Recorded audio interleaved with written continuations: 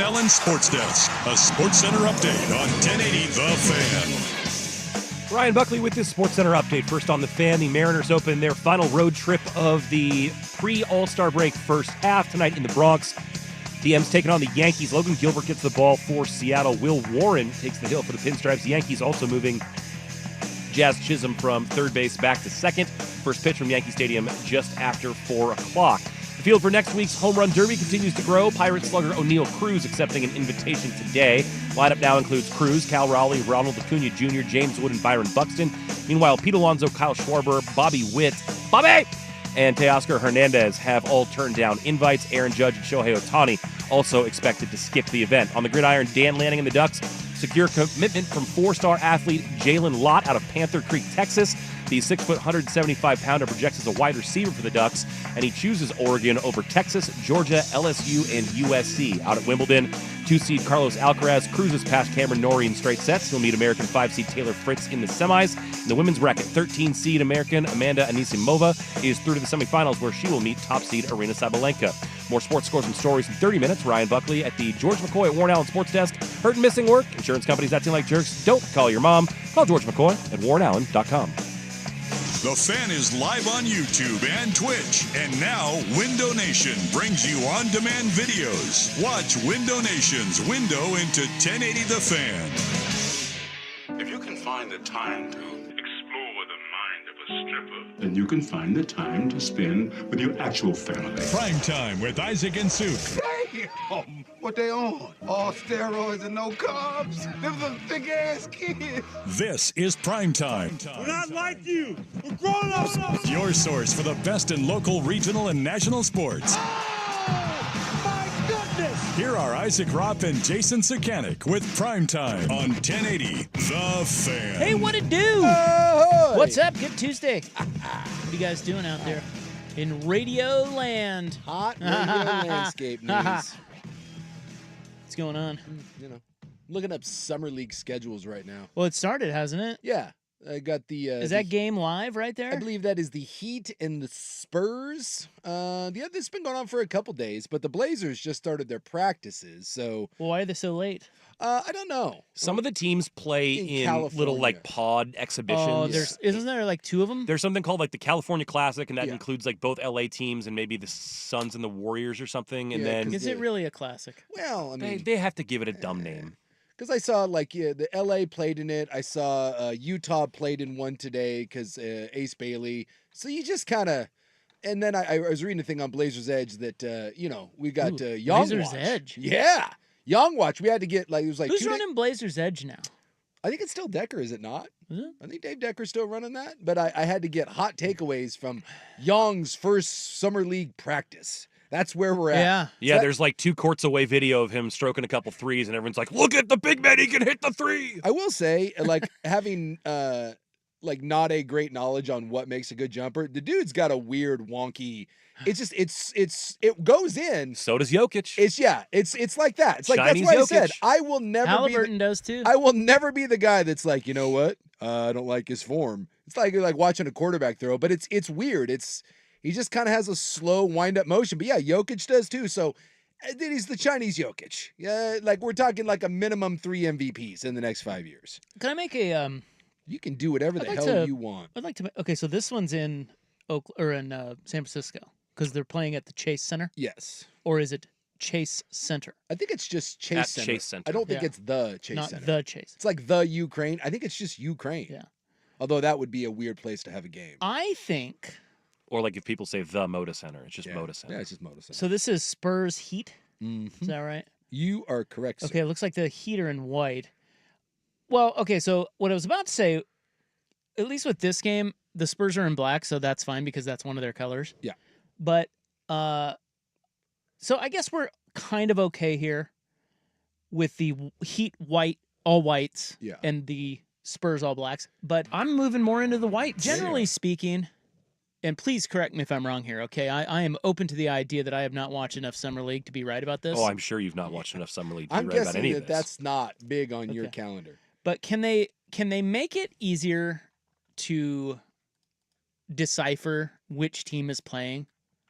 in Summer League? I will say that at times it's a bit confusing. But it's confusing during the regular season at times too with alternate uniforms. No, it is, but sometimes those alternates are pretty cool. I'm okay with that. Sure. I get what they're doing with the city jerseys or whatever they call it. But Summer League's not the time But for Summer that. League isn't the time We for need that. to be identifying Yes, who's who. and it should be easy if you want people to follow it, because half the time when I turn into Summer League, it seems, and again, I don't watch a lot of Summer League, very little actually, but if I see it, there's always a team in black, and you never know which team that is. It's like spring training. You need the main logos and colors out there. You just wear you just the need regular jerseys. It made me of this. It's one of my daughter's great shames, and this was many moon ago, and she was pretty young, and we went and saw the Mariners, and I'm trying to remember who they were playing. I think they were playing the Angels, right?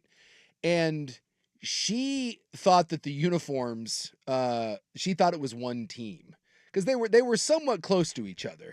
I think the Mariners were wearing, they used to wear that cream like Sunday uniform. Yeah. And then the Angels were in the whites. And we were in the outfield, and she was like 13. And so I don't think she fully kind of understood what was going on. And so we had watched BP, and then they went up there, and she turns to me and she's like, "Dad, I thought we were going to see like a game." And I'm like, we're here. Like, what do you mean? And she goes, "Well, when's the other team showing up?" And I like thought she was doing a bit. And she's like, "Well, where's the other team?" And I'm like, "Honey, like the game has started." She thought that the uniforms were the same. She was confused. Boy. Yeah. So it was a rough. And I get it. It was a rough. It was rough. Yeah. I get it that 13-year-olds are pretty dumb. Yeah. But bad. I mean, there were two different uniforms. There were two different uniforms. I mean, at least in this instance, I see that one team is white and one team is black. But telling which team is which in that scenario, I could see her being confused. Thank you. And I did kind of point out, I'm like, "Honey, well, one's wearing a blue hat and one's wearing a red." Did you call her an idiot? Well, no, but I was kind of, Were you mean to her? I may have insinuated it. I think it was Did you shame her? I think my son was like, "Are you kidding me? My son is an idiot." Yeah, well, not in this case. But yeah, the uniform thing at times, because she was confused because she thought she understood the Mariner colors, and when they wore like that weird cream, she didn't understand that was I was like, it's an alternate uniform, hon. Because she had only known the Mariners as kind of one entity, and they were throwing a different color blue and a different cream. Because the blue was like the old school blue with the yellow S. So it was the old Mariner blue, not the new one, and she was very confused. She was very confused. Did you send her out of there? Send her packing? Yeah, we're like, all right, you need to leave now. Yeah, I took my stepsister to a baseball game once, a Giants game, and it was the first game of the year. And she asked me how many games they played, and I told her 162. And then she saw guys like sliding and diving around in the field, and she's like, "They have to play in those uniforms for 162 games?" And I'm like, "Well, no, they washed them, and they have other ones." And she's like, "Oh, okay." Yeah, what? Well, here's the thing. Well, look, I love kid and wife questions about sports. Yeah. I think they're just the best. She was like 25. Because oftentimes, that one not necessarily, but oftentimes they're very good questions. And you're like, and you can't answer them. You're like, that's like, just the way it is. Yeah, that is the answer. I don't know. It's just the way it is. It's just the way they do it. Yeah. But yeah, every now and then because my family is not a big sports family, so we do encounter that from time to time. How could you be a sports talk show host? Without you call yourself a sports guy? Without a sports family? Without a big sports fam? Yeah. It's really not. Unless Ohtani's playing in something, no one in my family really has any sort of interest in what's going on at a baseball game. And I'll be watching the Mets, and I will get one of these. Is Ohtani playing? No, he's not playing. I'm watching the Mets. And then the response will be, why? And then you just go over there. Well, you should tell her about Senga. I do. I tell her that we have a Japanese player too, and he's really good. And she always responds Doesn't have the buzz. Yeah. She responds with, "We have a better one." And I'm like, "What do you mean we have a better one? Like you're a Dodger fan now?" She's like, "I'm an Ohtani fan." I've heard that you guys are big Dodger fans, that you're like, I think next month, aren't you going down there to take in a series or something? Yeah, this is the level of Ohtaniism that we have at the house. So we have that the Alaska companion fair. Yeah. And it expired in like July. So we had to buy, those ways. So she goes, "Hey, let's just pick some place to go for the weekend."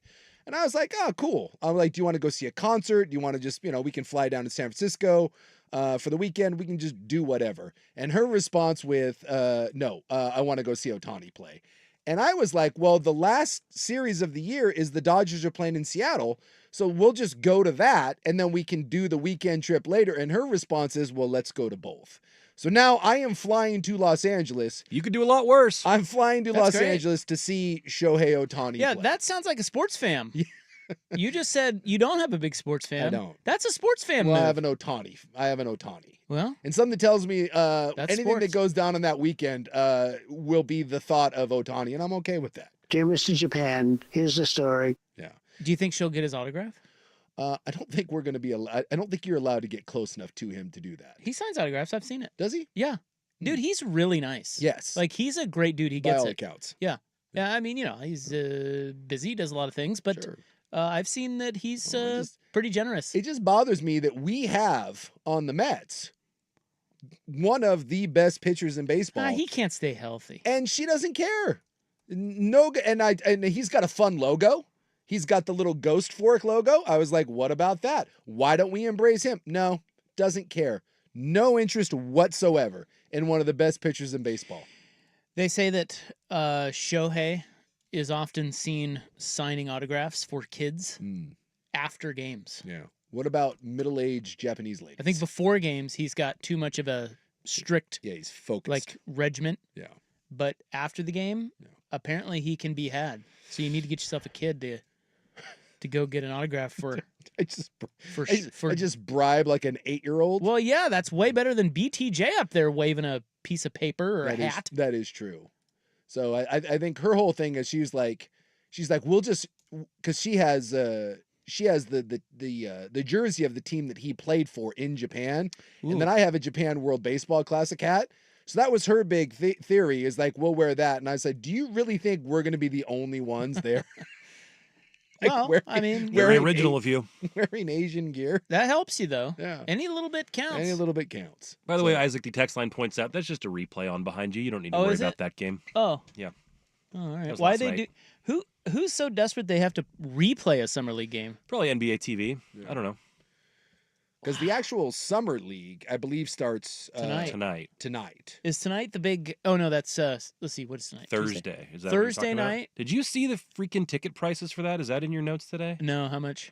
To get in the building for Cooper Flag v. Brawny in Sin City, to get in the building, $250. Oh, Lower bowl, $600.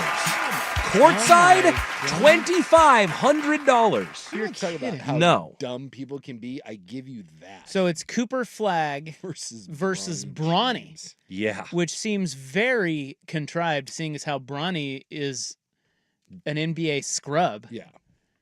No, I get the. Well, I mean, why do you throw Bronny in there? Just say, hey, come see Cooper Flag. Flag. You know? Yeah.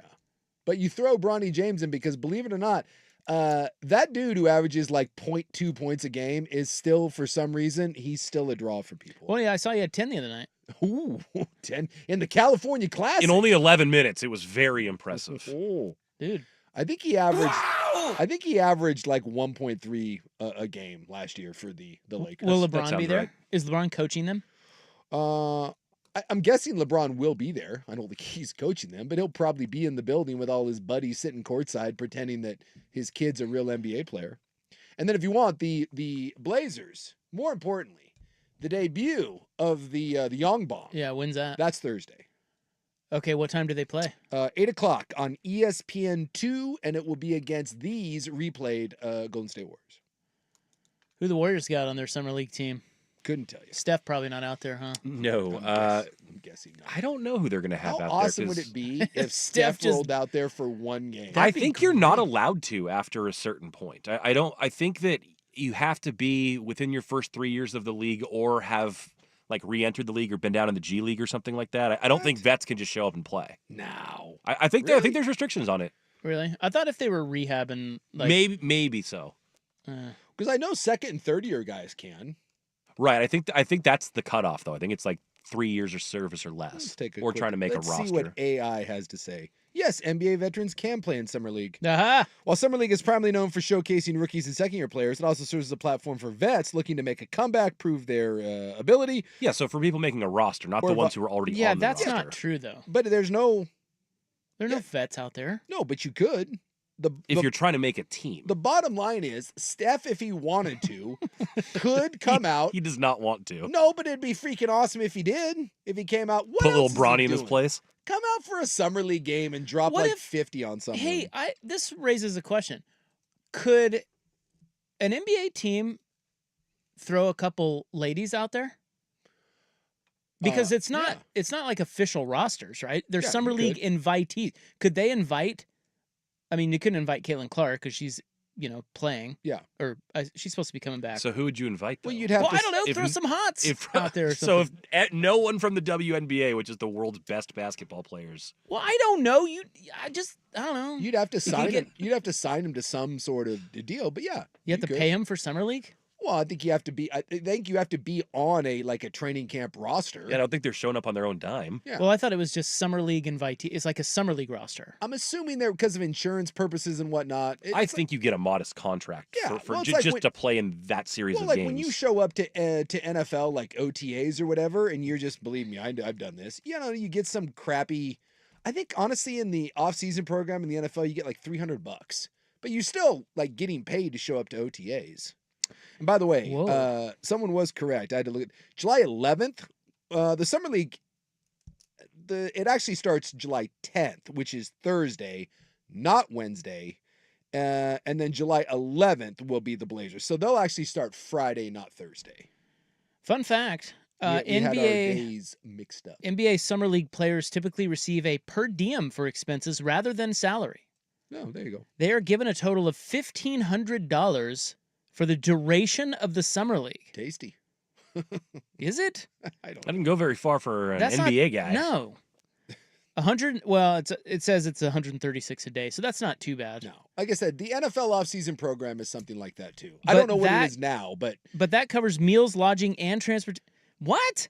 They have to get themselves to and from the games No. in Vegas? No, that can't I tell you what, AI sucks. It does. There's no way they're like, hey, we'll see you guys all there. There's a bus yeah, from there's the a bus, hotel. there's a team hotel, all that stuff. But it is very meager. Like I said, I can't believe it's much different than the NFL. You get paid a few bucks to show up and work out. In fact, most of the time, those offseason workout checks, at least on the teams I was on, those were gambled away in locker room games.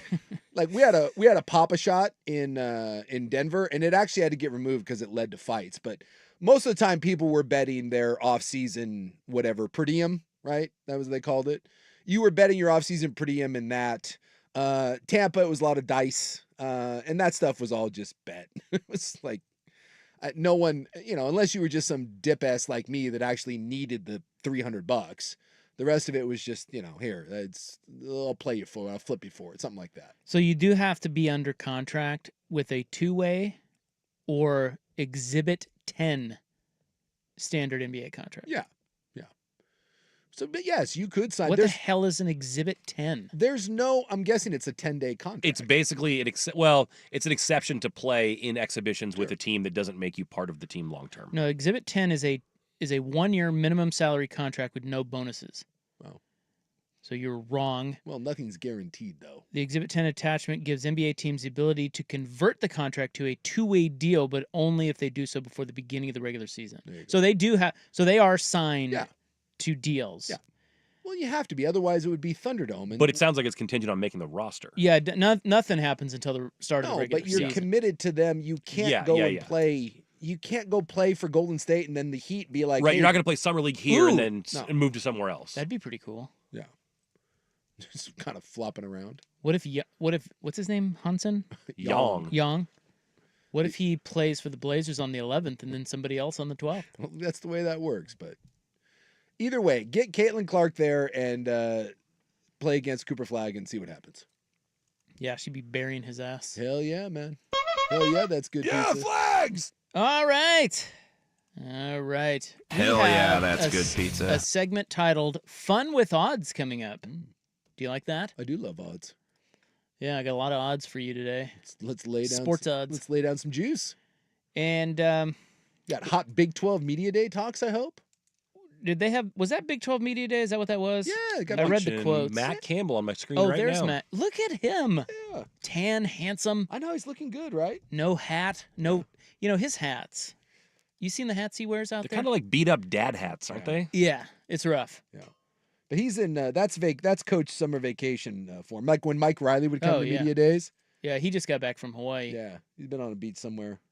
Yeah. Mm. Yeah, the hats need a little work, but yeah, we have Big 12 media next week is SEC media. Do day. we have big news from Big 12 Media Day? Not really. You had some bold proclamations from the Big 12. They killed the media poll because they got it so wrong last year. Yeah. No Really? media poll. They picked Arizona State to finish last. Yeah. And out of 16 teams. Well, 18 and teams. Colorado was way down there, too. Well, they said it ultimately they killed it because of Arizona State and BYU, because they said that because neither one was ranked and they're the ones that ended up with good years. It hurt them. They said it really hurt them, so they just did away with it. Ooh, you know what else I have for you today? Yeah. Amongst many other things. Hurt. Tuesday things. The Major League Baseball celebrity softball game roster. There's a celebrity softball? Yeah, and it's just as bad as the NBA. Dude, let's go. That I would play. That's tough. Is it really? Yeah, it's bad. Is Jelly Roll involved? Is it a bunch of influencer streamer? Yeah. Well, it's influencers I guess and we're gonna get there, aren't we? SoundCloud rappers. we'll get there. You're just All going to right. have to wait for the Seggy on the fan. The home of Dirt and Spray.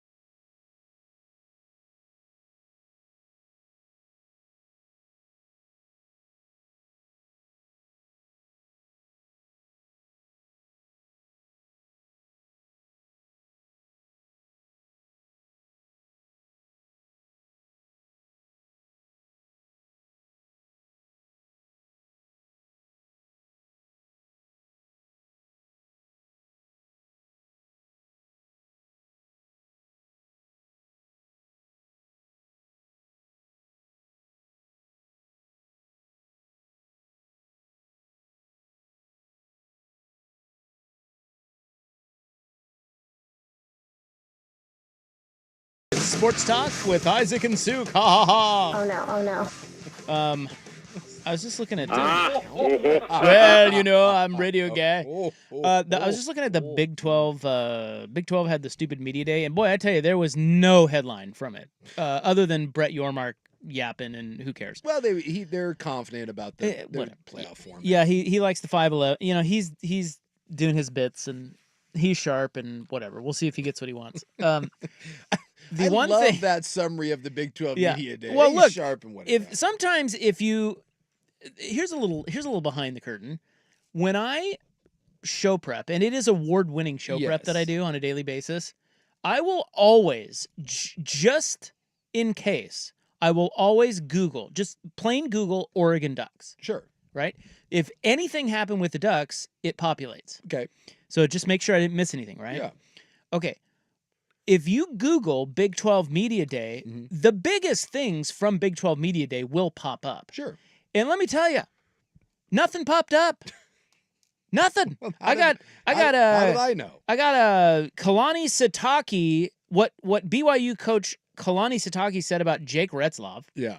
Well, that was a big one. I listened to some of his presser, and believe me, some means like 4 minutes, and that was everyone wanted. He had to defend the honor code again. Because everyone gets all. He's the head coach. He better defend it. Yes. Big 12 commercial unveiled at Football Media Day. Didn't click on that. No, I did not. Well, I'm telling you, I didn't click on that. Nor did I. Wow! Transcript, Matt Campbell, formal Big 12 Media Days press conference. Didn't click on that. Welcome back. See photos from Big 12 Media Day. See, it's like there's nothing there. Hey. There's nothing there. Except. What? There's one thing. There's one thing. Because I took another thing, too. I got two. Okay, so we have two things from Big 12 Media Day. Okay, the first one, or the only thing that I thought of was, because I did see a headline talking about Scott Frost. Yes. I think I know of what you're speaking of. And I went, wait a minute. Scott Frost? Yeah. Where is Scott Frost now? He's back in Nebraska again? No, he's at Central Florida. Again? Yes. Okay. And he's in the Big 12. So that led me down the rabbit hole of Googling new Big 12 coaches this year, because I needed to refresh my sports brain. Yes. And there are two. Do you know the other one? In the Big 12. Yep. Two new coaches. Scott Frost, I know that. And Scott Frost, which, can we say what he said that was kind of controversial? I didn't see what he said. Oh, well, Scott Frost I just know that he's a coach. He basically said, be careful of basically taking bad jobs. And I was like, dude, that's a shot at Nebraska. Yeah. I was like, oh my God. Wow.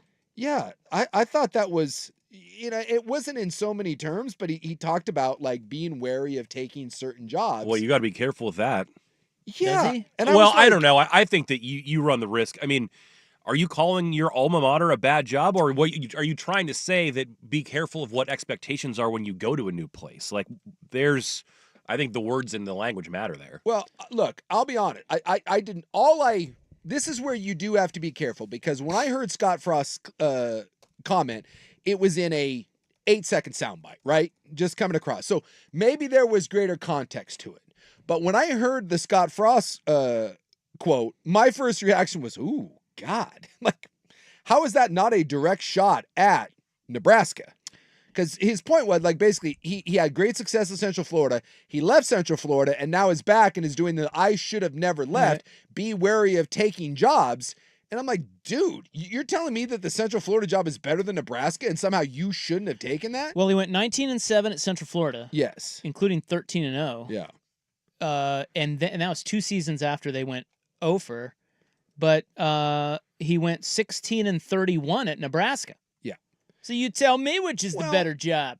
Just stop it. Just stop it. I have the quote here. That's code for, dude, you washed out. And by the way, the reports out of Nebraska was that dude was checked out from day one.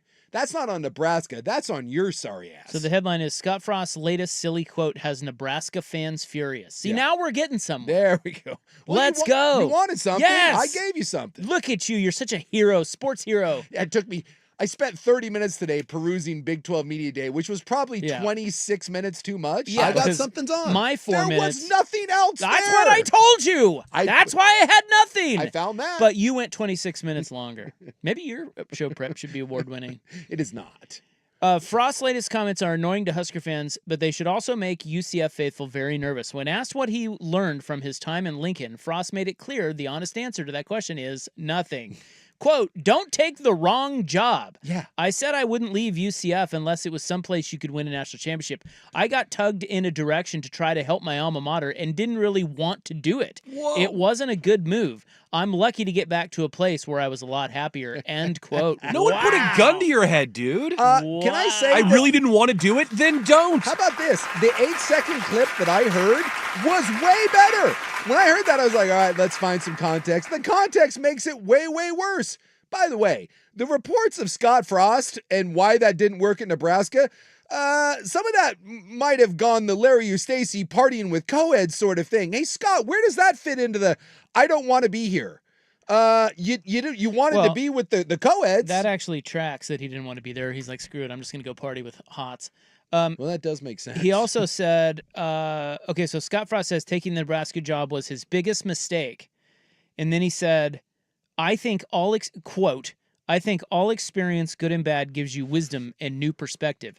Biggest thing I've learned probably, you can't do anything alone. End quote. So again, that's a staff that you... Damn, dude. I don't know. Well, I tell you, he That's obviously... passing the buck. Well, obviously, he's one, he's got a huge ego, Yeah. and he is looking to blame anybody but himself. But two, there probably was friction. I mean, look, who's won at Nebraska since Tom Osborne. Nobody. Bo Pelini, that's it. It's I think, and even just a little with Pelini. It wasn't like he was great. He did not say never that. won less than 9 games. He did not say that very well. Yeah. But I'm guessing he has just exposed that, hey, if you take the Nebraska job, be freaking careful. Yeah. Now, you're not supposed to say that, but and he kind of pussyfooted around it, but he's probably got some points. If you really were to give him true serum and he could sit down and talk about it, Sure. I'm sure he could tell you, look, here's what happened. He clearly had friction with whoever was the AD. Is it Trev Albert? Yeah, it was Trev over there. Alberts. So that I'm sure he didn't get along with him, or he didn't get what he thought he needed to win, or because it's a new age of college football. He's also heard all the things that people are saying about him that Suk just brought up, about how he was checked out. He's heard the reports about him, and he's firing back, too. Yeah, but he did seem to be really, that was a weird tenure. Very much so. And he's got to take ownership of that. I mean, come on, dude. I don't care who you are, Right. but when you go 4-8, 5-7, 3-5, and 3-9 at Nebraska, I mean, at you can do Nebraska, better than that. Yeah. And look, I'm not saying that Nebraska will ever get back to old Nebraska. But when Wisconsin's winning 8 and 9 games and is competing for Big Ten titles, and you roll into Lincoln and you put up that horse crap, I'm sorry, that's on you. It just is. And then, I'm sorry, but there's enough of those reports, Gary Anderson. I understand that when things aren't going well, guys tend to get slandered a little bit. But these things started coming out immediately at Nebraska. And they didn't come out of nowhere. You know who else had these when he was at UW? Sark. And you know who else had these when he was at USC? Sark. These things don't come from nowhere. Or do they get blown out? Or Kiffin maybe at Ole Miss right now. He's stopped, but there's a lot of rumors about what he's done down there. Exactly. Well, it sounds like he quiet quit. Yeah. On him. Yeah. Which is weird for Sounds like he football. quiet never started. He said, I didn't really want to do it. Yeah. And that's the thing. And maybe that's his point. Took the money. Maybe he just took the money and was never really committed to it. As Rob said, I'll just party with co-eds. But again, if you take a job that you don't want and then you fall on your ass and your name is mud and the only place that'll have you back is Central Florida, that's on you. Don't act like Nebraska somehow did you wrong. If anything, you did Nebraska wrong. Well, they obviously pissed him off. Yeah. The other new coach in the Big 12? That is Yep. Rich Rod. Yep. At What? West Virginia. Who? Rich Rod. Rich Rod. Dude, the Big 12. I forgot he was back. Yeah, he's back. Nice. So the Big 12, they had some pretty good coaches, with Dillingham, Sataki, you got Prime, you got the guy Willie Fritz from Houston. A lot of people are really high on. Leipold is well thought of at Kansas. Leipold, sorry. Yeah, a lot of people high on Willie Fritz and Leipold. And then you add Rich Rod and Scott Frost. Yeah. Look at the Big 12. Yeah, things are Look at it go. Things are good. And more importantly, the big news that I took out of the Big 12, Arizona State has brought Sparky back as their main He's got a dog mentality. As their main what? the main Helmet? uniform and helmet. Arizona State went away from that stupid pitchfork and they brought back Sparky and the traditional Arizona State colors. Huh. And I will go to my grave saying that to me is a top 3 uniform / helmet in the history of college football. Why you ever went away from that, I don't know. But the fact that Sparky is back, dilly, way to go, Kenny. So Sparky is the little guy with the mustache? The devil, yeah. And the devil horns? Yeah, he's like running with the pitchfork. Or it's not a mustache, it's a goatee. Yeah, it's a Van Dyke, I think. What's that mean? Well, it's a mustache with the little... it's like the pencil mustache with the little, the pointy part I of the believe goatee. that's called the Van Dyke. Yeah, it says, you waited, we listened. Now the Valley gets the heat. Introducing our 2025 core uniforms. Forks up. And they went with Sparky. I think they have good look. Oh, I believe that was initially licensed from Disney, that Donald Duck and Sparky Sun Devil, the only 2 college mascots that were Disney. Well, why you would ever go away from that logo is beyond me. It just, Arizona State has good looking stuff. Forks up, bro. But there's nothing better than Sparky. It's the top 3. Like, I'll listen to Texas. I'll listen to Michigan. Whatever traditional. If you like a Notre Dame, if you want something new, Oregon. Yeah, if you want to go Oregon, I know Oregon's probably the best of the new, but you're gonna have a hard time convincing any sort of traditionalist that Oregon is. In fact, I like Oregon's old stuff. When they do the retro last year, that was the best stuff they did with the yellow helmet and the UO. That was solid. I also liked just like the Joey years before they started putting the wings on. Just the mallard green and the yellow O was super clean for a new look. But Sparky just works. It's an all-time classic. So when I saw that, I was like, yeah, raise a glass. What have I always said? The retro is always better in every sense. No one ever goes to a retro and then is like, oh my God, that's so much worse. In fact, the Buccaneers have teased. Later this month, the new uniforms are coming, and they're going creamsicle.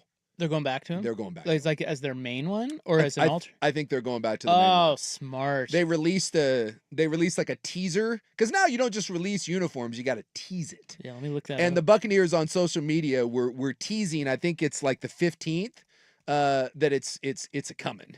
That we're going back to the creamsicles. Those are great. The only problem is that they were so bad when they wore those. I know. That you see those and you kind of chuckle at how crappy they were. Yeah, it's bad. But Yeah. When I was down there was always the hope that we would go, because when you got throwbacks, you got to keep your helmet and your jersey. And so everyone in Tampa wanted there to be the throwbacks. You could keep it, but it never happened in the 2 years I was there. AI again, so take it for what it's worth. Bucks are bringing back their creamsicle throwback uniforms for 1 game. Oh, just one? In the 2025 season. Yeah, they will wear them week 15 against the Atlanta Falcons. Bummer. The one that I saw certainly made it seem like that was more of a permanent thing. Well, who knows? Maybe they'll be so popular they'll bring it back permanently. Well, they did say they changed the uniform rules now, where you can wear the alts for more than I think it used to be 1 or 2 games, and I think they've loosened it up now where you can wear them more often. Fun with odds. Next, here's Buck. Now, from the George McCoy at Warren Allen Sports Desk, a Sports Center update on 1080 The Fan. Ryan Buckley with the SportsCenter update. First on the Fan, the Mariners open their final road trip before the All-Star break tonight in the Bronx as the M's take on the Yankees. Logan Gilbert gets the ball for Seattle. Will Warren takes the hill for the Pinstripes.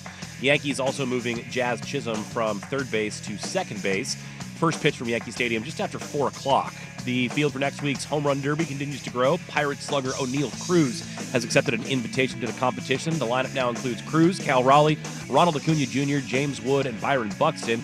Meanwhile, Pete Alonso, Kyle Schwarber, Bobby Witt, and Teoscar Hernandez have all turned down invites. Aaron Judge and Shohei Ohtani also expected to skip the event. On the gridiron, Dan Lanning and the Ducks secure a commitment from 4-star athlete Jalen Lott out of Panther Creek, Texas. The 6-foot, 175-pounder projects as a wide receiver for the Ducks, and he chooses Oregon over Texas, Georgia, LSU, and USC. Out at Wimbledon, 2-seed Carlos Alcaraz cruises past Cameron Norrie in straight sets. He will meet American 5-seed Taylor Fritz in the semifinals.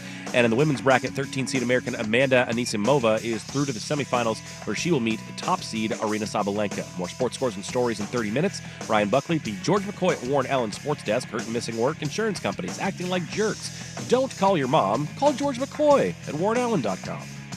Jump back to earlier parts of your favorite fan shows on the Odyssey app. The only way to rewind Portland's sports leader, 1080 The Fan. Attention taxpayers. If you or your business owe the IRS back taxes or have years of unfiled tax returns, the IRS has greenlighted billions of dollars in tax relief to those facing financial hardship through its tax relief initiatives. If you have a delinquent tax problem,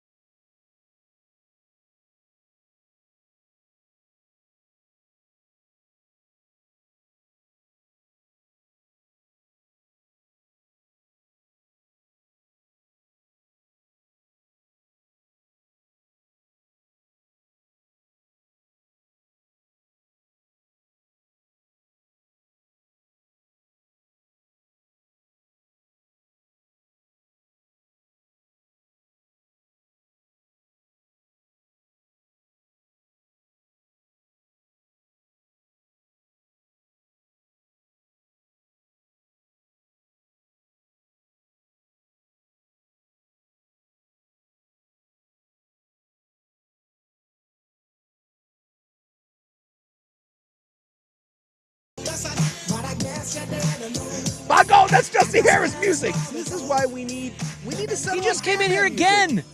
Get out of here. God. Yeah, we know, Dusty. Thanks. Don't you have your own show? Thank you. Yeah. I'll continue to not listen noon to 3. Can I say that's one of the all-time rock bands? Get out of here. Yeah, well, you have your own show. I'll continue not to listen. I mean, it was perfect. You have a responsibility to your audience to be more every now and then when you're in a spat with someone, it just like the gods like reach down and just give you the jerk store comeback, and it's a thing of beauty. Well, he came in here again, interrupted us again, talking about station matters that when Rob gets quickly dismissive, it gets creative and it gets pointed, and it's really like they did with the Brett Yormark thing. You know, he's doing his bits and he's saying his things and whatever. Yeah, who cares about Brett Yormark? And you know what? Who cares about Dusty Harrer right now? We're trying to host a award-winning radio program here.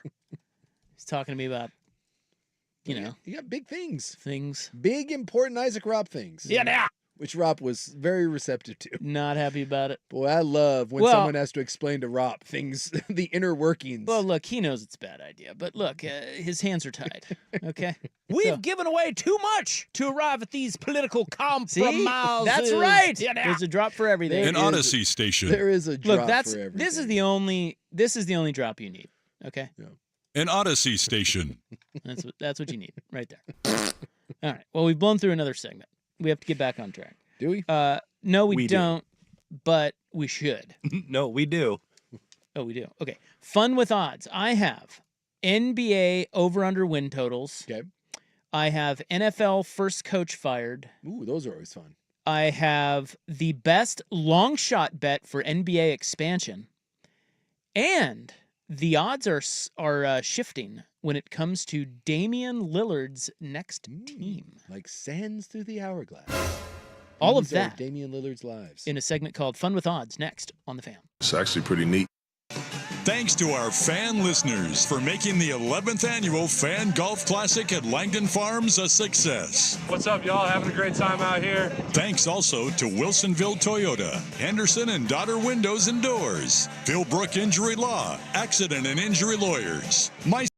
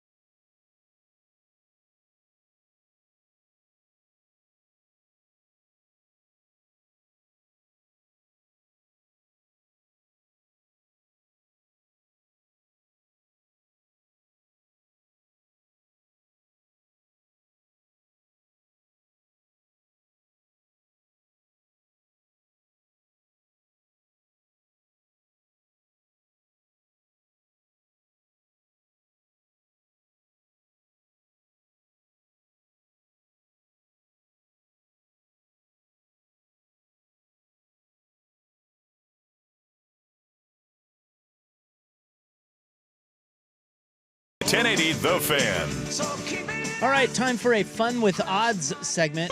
We love odds here because we have a gambling degenerate on our team. I love odds. Looking I right love at them. Ryan Buckley. Now, there is nothing going on right now in the world of sports. Baseball? That's not true. No, it's always something going on. Baseball, Buckley, Wimbledon. Summer League. Can I ask how the many FIFA Club World Cup, the Scottish the Open, CONCACAF Cup, the Open I cashed on Championship? Mexico in You the guys are all CONCACAF final. proving my point. Buckley, how much or how many should I say? How many bets does Ryan Buckley have out this week, or will have out this week? Well, we got the Scottish Open too, so I mean, you're talking at least 10 first-round leaders. So I mean, how much time do you have? The fact that Ryan Buckley has double-digit bets going on at the beginning of July, during the time when we're literally replaying Summer League games. Well, you don't have to. I'm watching real baseball right now. The California Classic. That's all you need to know Can I about say, the though- level of degenerate that Ryan Buckley is. Yeah, you can call him a degenerate all I you want, will. but perhaps he is the smart one because oftentimes in the down times or the off games or the off That's where the value peak is. season, there's a lot of value in there because there aren't a lot of the market's weird. There's not a lot of gamblers like in the NFL. There are so many people that bet on the NFL. It's hard to find an edge. That market is just as tight as it gets. Yep. And it's true of most big sports. But now you talk Scottish Open, you're talking Summer League basketball. Yeah, the more fringe you get, the more angles That's you right. find. That's right. You sons of bitches. Brilliant. I'm trying to make bad Buckley's news. habit out to be any better. He's brilliant. Oh, Makes me yeah, sad. no problem here whatsoever. Yeah, none. All right, fun with odds. We start with I'll start with the last one first. Odds to land Damian Lillard. They have changed. They have. Yes. Remember we gave these out when he first got released by the Bucks. Yeah. And it was Heat. Miami, Golden State, right? And Portland? No. I think the top three. Well, those were the ones that I think had called. No, it was Golden State and Miami had called about him and one other squad too. I don't remember who Yeah, it was. it was that. But the odds were, I think it was like Heat, somebody else in the Spurs or something. Wasn't yeah, it? something like that. But who knows? The odds change all the time. In this instance, the odds-on favorite to land Damian Lillard now, plus 275, both the Miami Heat and your Portland Trailblazers. It's actually pretty neat. How about that? Buddy. The Blazers moving up the board. I'll tell you what, outside of the nostalgia thing, that one Bro. makes no sense to me. Totally agree. None. I don't see it at all. Well, I mean, Well, he wouldn't even play. So, I mean, what do you... obviously, if he comes back, Holiday's got to leave. He's not going to play this year. So you'd have Holiday for 1 year. You move him. You get, what, I think 36-year-old Dame coming off an Achilles tear?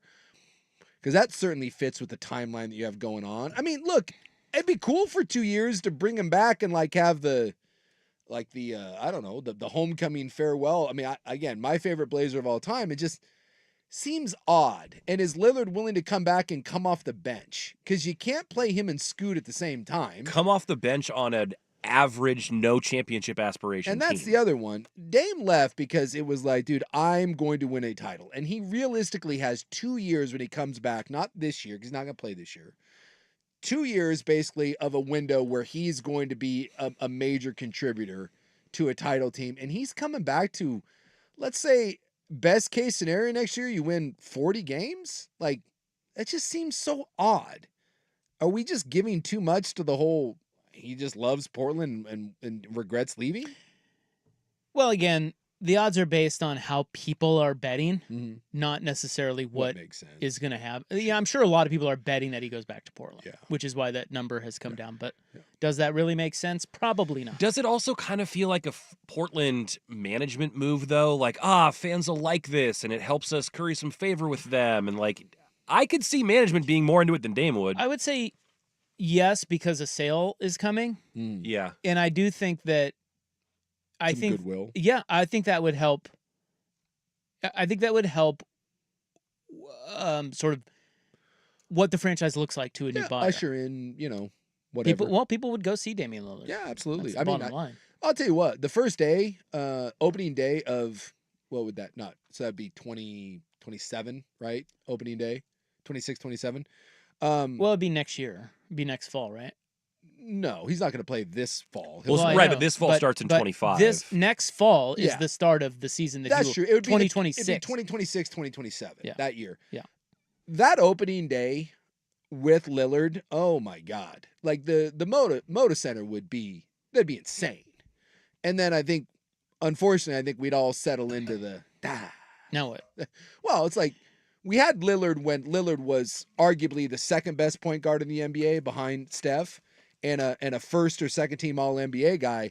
And it didn't really go anywhere. And this team is much worse than that team. And we've now got, instead of like 29-year-old Damian Lillard, we're going to get 36 Achilles tear Damian Lillard.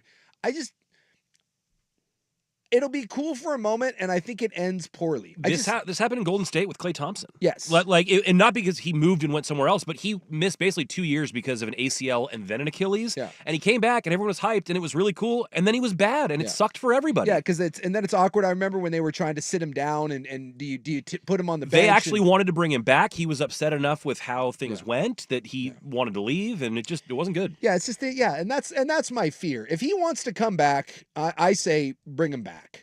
I just am fearful that reunions, when you have a divorce, you ever meet that couple that gets divorced and then they're gone for a few years and then they remarry? You know what usually happens? They get divorced again because the same problems that were there in the first place are going to be there in the second. My neighbor, that did not happen with my neighbor. They got back and lived happily ever after? Well, I mean, I heard them arguing a lot, but they never got so they were eavesdropping on the second marriage. She just passed, R.I.P. Oh, that's no good. Yeah, no good. And he is now widowed. Okay. But he told me that they got married way back. I mean, like they're older, so I mean, it was like in the 1700s probably. Back in the day. And they got married and had been married forever. She left him and came back to him. So they got a divorce, but she came back. And I said, oh, wait, so you were remarried? He said, no, she wouldn't marry me again. Oh, they were just together. They were back and lived happily-ish ever after. Okay. Well, I guess I heard them arguing a lot, but this is my point. Not so much towards the end. If Lillard comes back, I feel like they'll argue a lot, and we're going to be like, hey, maybe you guys shouldn't have been together. I'll stick to my guns on this one. Damian Lillard is not coming back to Portland until the very, very end, maybe. If it happens now, it's not the time. It's not going to be now. I think that guy thinks, and he should think this way, that he might have another run in him. He's never got his ring. Yeah. He's gonna have some opportunities. He's gonna also have some opportunities for some big dollars. Yeah. He's gonna chase that once he's healthy, and then once that's done, whether that's a year or 2 years, he'll be back. He's gonna pull a Jenny in Forrest Gump. He'll come back when he's sick and wheezing and needs Forrest to take care. He'll be like Uncle Drew. There you go. Come on back. And for the person asking, is this team worse? Oh my God, you're what's wrong with Blazer fan. Is this team worse than what? What does that mean? Well, I said that we would get an older, worse Damian Lillard on a much worse team. And someone had the nerve to ask, is this Blazer team worse? Then what? Then the Blazer teams that were winning 50 games and going into the playoffs and went to the West Conference play. Are you serious? Is that what they mean? Did you just ask, is this team really worse? Maybe that's not what they mean. I think that's what they mean. It says, is this team worse? Yes. By a lot. Do you know how... we're going to get into it. The over-under win totals are coming up. I really think Blazer fans, some of them, are delusional and don't think that this team sucks. Yeah, well, and I'm here to tell you. That's okay. That's called fan hope. Yeah. They don't need you yelling. They don't need you peeing in their pot. That's what makes them fanatics. They're fanatical. They're excited. They're excited about their team. Is this team worse than those young Lillard teams? They're going to go listen to... I would like to point out that those teams, just with nothing else, had a top 12 player in the NBA on it. Your team, your best player is Denny? Maybe? Denny's definitely their best player, right? He's their best player? That's a problem. Well, you've just driven them all over to the homers, wherever they live. And there are a million of them. Oh, God bless you. All right, guys. Fun with Odds continues next. Is there a good long shot bet for NBA expansion and NFL's first coach fired on the Fan?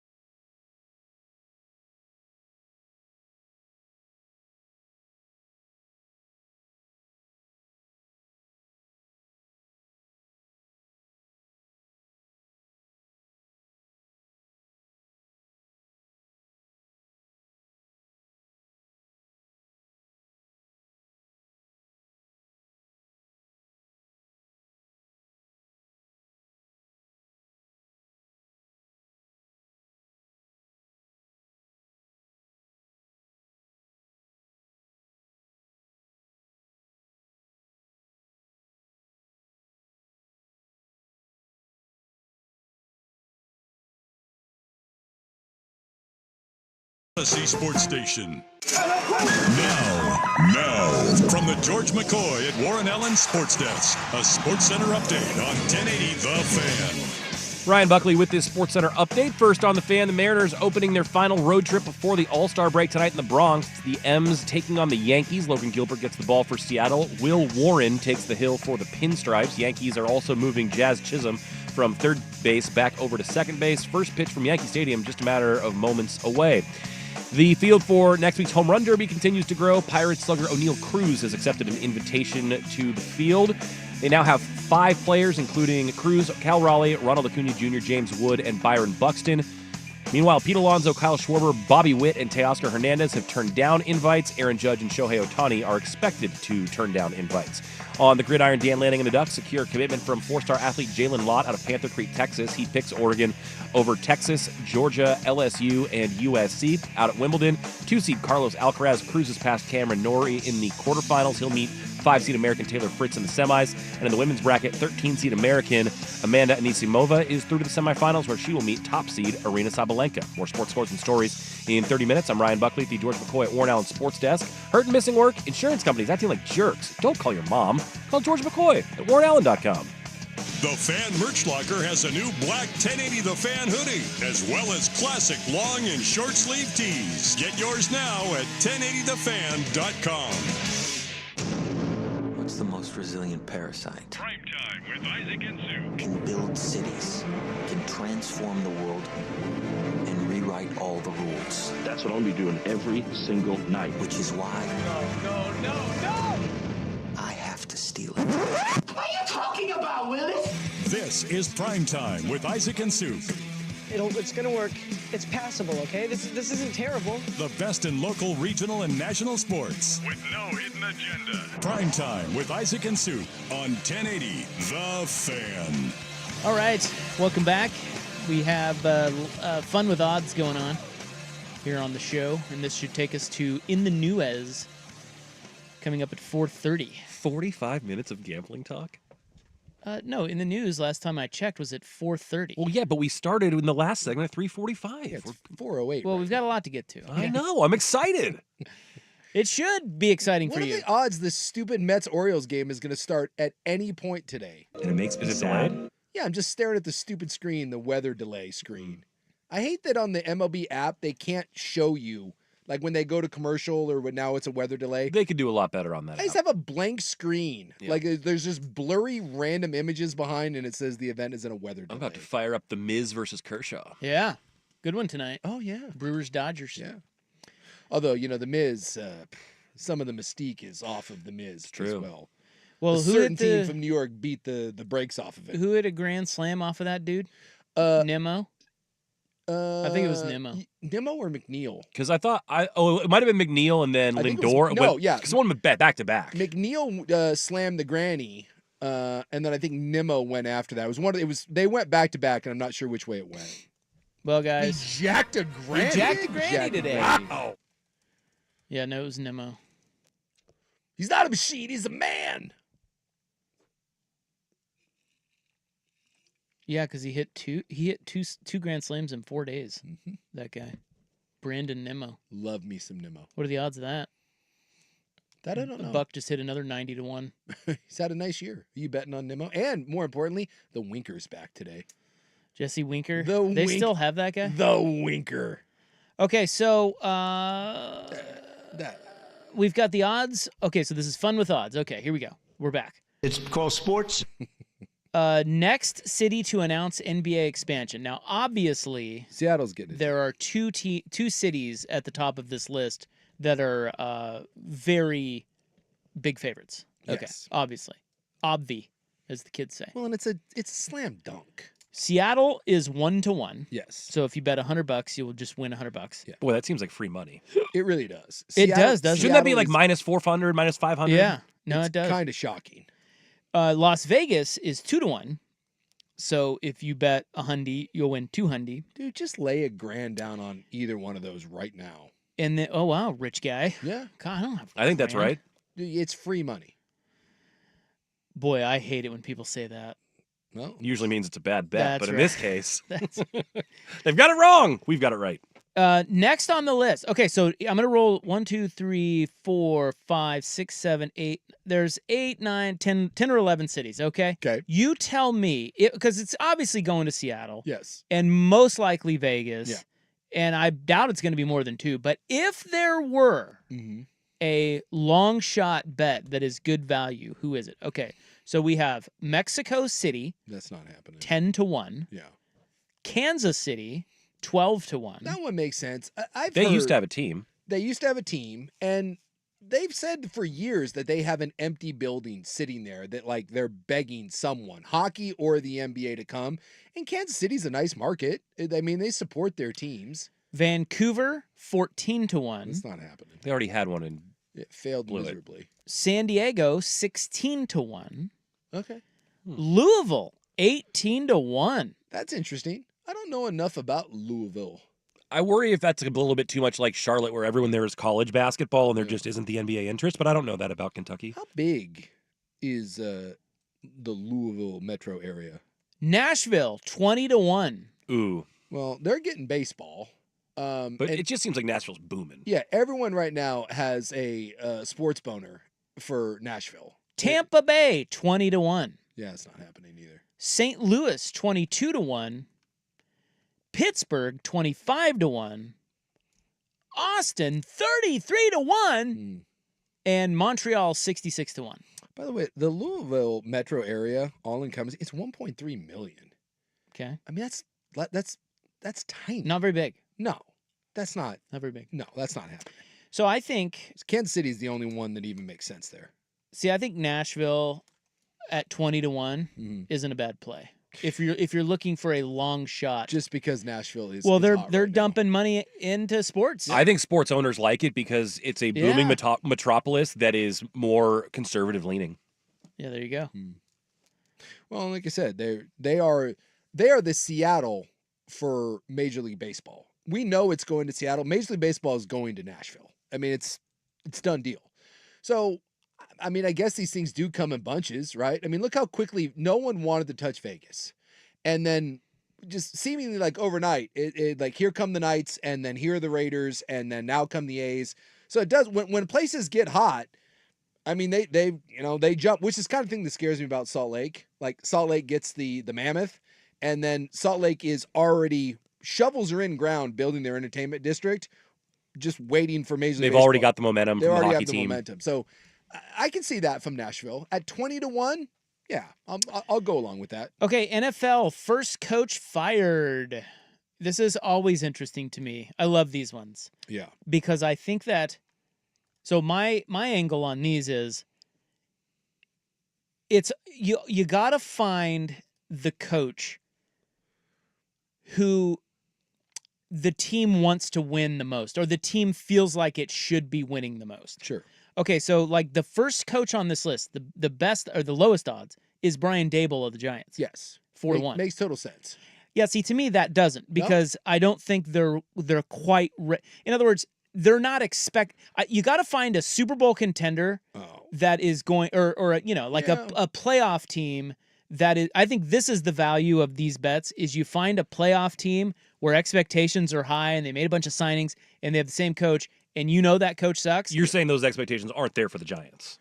I don't think they are. Right. No, not yet. If you're talking value, but I mean, there's a reason why odds on favorite, because look, Daboll is he's either rolling out Russell Wilson or he's rolling out a rookie in Jackson Dart. It's not a very good roster. I believe they won 3 or 4 games last year, and Daboll basically should have been fired last year, and somehow they kept him on. And normally when that happens, look, I'd have to look at the Giants' schedule, but the Giants are going to be dogs in most of their games. You forgot about someone. Being a man of increase. Oh, to roll him out there. Shut up.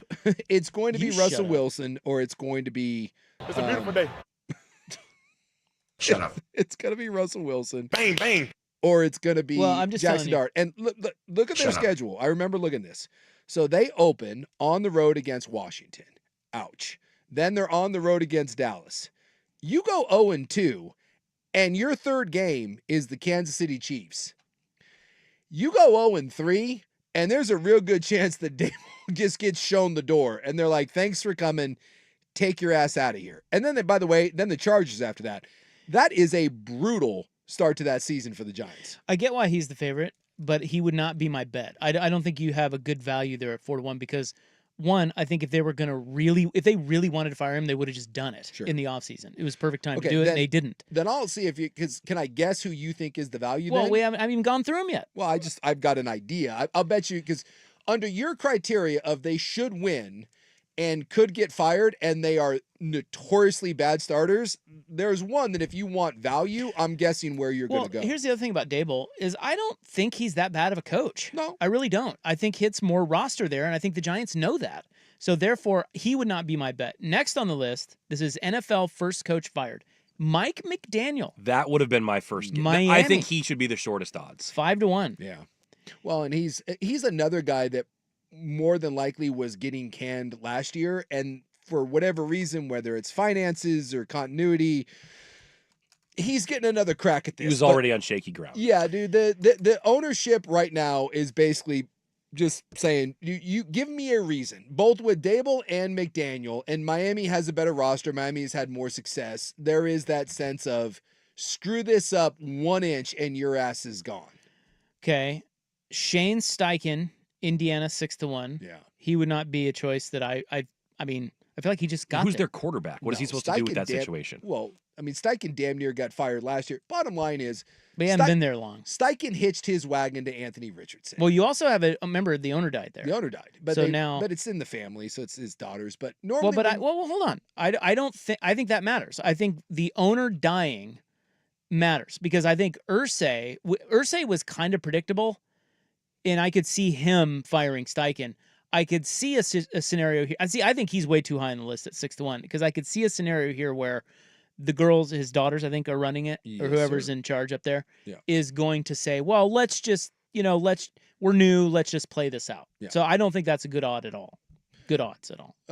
I think Steichen is going to get fired. I think the Colts are a mess, but I understand where you're going. You still haven't gotten to the one that if you want odds, that this is where I'm. Well, we're only 3 in. Yeah. I see several on here that are good value. There's one that I would, right. if I'm placing a bet, I would immediately go here. Well, let's pause then. Let's pause and make it really, really, really dramatic because, the buildup is here. Because, Fun with Odds continues next on The Fan. Check out The Fan